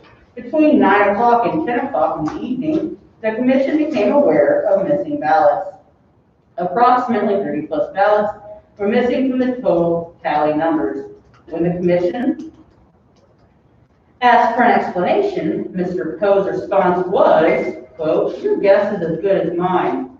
This shocked me, as Mr. Coe's job is to account for every ballot. Election day votes, early votes, absentee votes, ballots sent out and not returned, or ballots disqualified. To a query about missing ballots, his response was that he had no idea. The Commission decided to look for the missing ballots in a box that contained absentee ballots that had been disqualified for various reasons. No voter statements, signatures that didn't match, or the disqualifying factors. After an initial inspection of a few of these ballots, again looking for the missing ones, and this is underline. It was discovered that there appeared to be a number of ballots that have all the requisite documentation and signatures and should have been counted. A decision was made to look through all the disqualified ballot boxes, whereupon it was discovered that over 180 plus ballots should have been counted. When Ms. Evelyn Gomez, chairperson of the Pulaski County Election Commission, made an impassioned statement that every qualified vote should count, Mr. Poe seemed disengaged and unconcerned. Once again, I was shocked. At the conclusion of canvassing, the 180 or so ballots are tabulated and the results are added to the flash drives. When the analysis who added them to determine the final tally, we felt we were finished. It was almost 3 a.m. We were gathered in a room with a DS-450 tabulator to await a final tally so we could return to the main meeting room where the final results would be certified at the meeting adjourned. It was then that Ms. Gomez discovered a ballot box with an envelope under it containing other ballots. This ballot box had been opened, seal broken, with no documentation of who broke the seal or why the seal had been broken. When Ms. Gomez asked Mr. Poe what the box was that contained ballots and why they were unsealed, he stated that they contained ballots that were to be reconsidered by the commission. When she asked why the commission had not been told of this box, and the box was being just now discovered by them, his reply was that he just, quote, had not gotten around to it. It was obvious to all that the seal had been affixed to a box and subsequently broken off. When asked why the seal was broken, Mr. Poe stated that they were in a secure room in a secure building. When asked who had key access to the room, Mr. Poe listed several staff persons with access. Ms. Gomez then asked for a list of those names. Things then took a turn for the worse. Ms. Gomez tried to take the box and envelope to look at the ballots with the rest of the commission. Mr. Poe stepped in front of her, picked up the box, and said he would, quote, handle it. Ms. Gomez made the request again and was told again by Mr. Poe that he would handle it. Mr. Poe took the box and placed it on the other side of the room and locked it with his body. He refused to move and give Ms. Gomez access to the box. It was only after the rest of the commission members entered the room and some tense-like moments passed that he did finally relinquish possession of the box that was rightfully the purview of the election commissioners. Following the inspection of the newly discovered box, more eligible ballots were found and counted, 10 plus.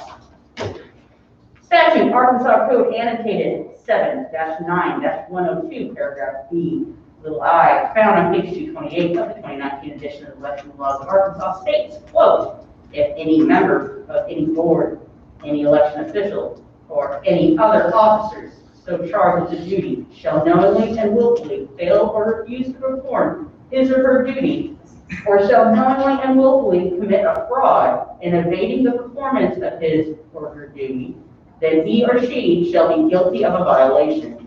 In my opinion, Mr. Poe is guilty of part or all of that statute.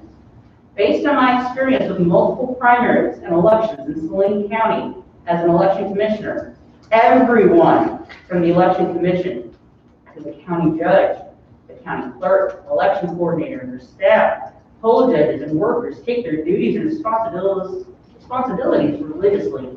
No ballot is open without multiple election commission members present. If we err, and this is a possibility, we err in favor of the voter. Every vote is important. If a vote must be disqualified, that decision is met with a profound regret. I came to Pulaski County to watch the final vote tabulation. I assumed in my experience it was for the DS-450 tabulator equipment. So from 6 p.m. Friday night through 5 a.m. Saturday morning, I saw the same degree of importance and respect for the process given by the Election Commission, ably led by Evelyn Gomez and most members of the staff. Mr. Poe was the exception. In my opinion, he exhibited, at best, gross negligence and or incompetence. At worst, his actions could be interpreted as political chicanery of the worst stripe. If anyone should need further information regarding the events I observed, I am available. And, says Mr. Jamie D. Clemmer. Mr. Jamie, this is not, his wet signature is not on this. He contacted me and said he did sign a copy and asked for to mail it, and I gave him the address of the election commission office. So, here's what I propose. Based on the antics that we have seen from Mrs. Poe, most recently, counting ballots disqualified by the commission, not counting ballots qualified by the commission, in which he stated that he takes full responsibility for it. I propose we give Mr. Poe that opportunity to take that full responsibility. Since he has not resigned, there appears to be only one course of action to address the apparent gross incompetence or perhaps intentional negligence or maybe purposeful bad actions. I'm really not sure what the issue is there. But I believe the best course of action is to decertify Mr. Poe right now. And I will entertain a motion at this time if someone wants to do that.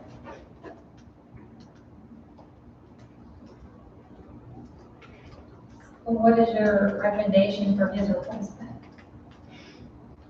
Post a job opening, post a listing. In the middle of the election runoff. You understand we can't hire a replacement? So what's your recommendation? My recommendation is to decertify. I understand that, but you understand that the commission would be responsible for stepping in his place. Is there a better solution than decertifying something a little bit less? I think we follow protocol that we had established previously. Okay. There was another incident when we had spoken to Mr. Poe in the past, and I think we follow the next step in that protocol. I don't want to discuss it in open room. But we no longer are supervisors for that camp. And the chair is correct, we are in an impossible situation with what the county judge has done. By removing our, can I have the council comments? Since this is a personnel matter, we can't go into an executive session, shut off camera, ask everyone here, yourself, sorry. I agree. And make a motion to go to executive session. Sure. Second. We're in executive session. That's personnel matter. Everyone please exit and let's turn off the live stream. The employee may be further. What's that? The employee and Thank maybe you. present or. If we ask him to be there.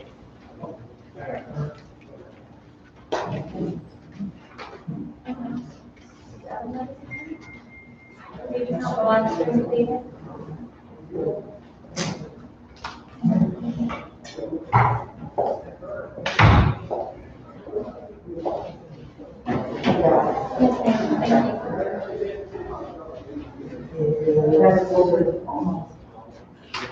Yes, ma'am. Thank you. Nothing to do with the election. Yes, we address this.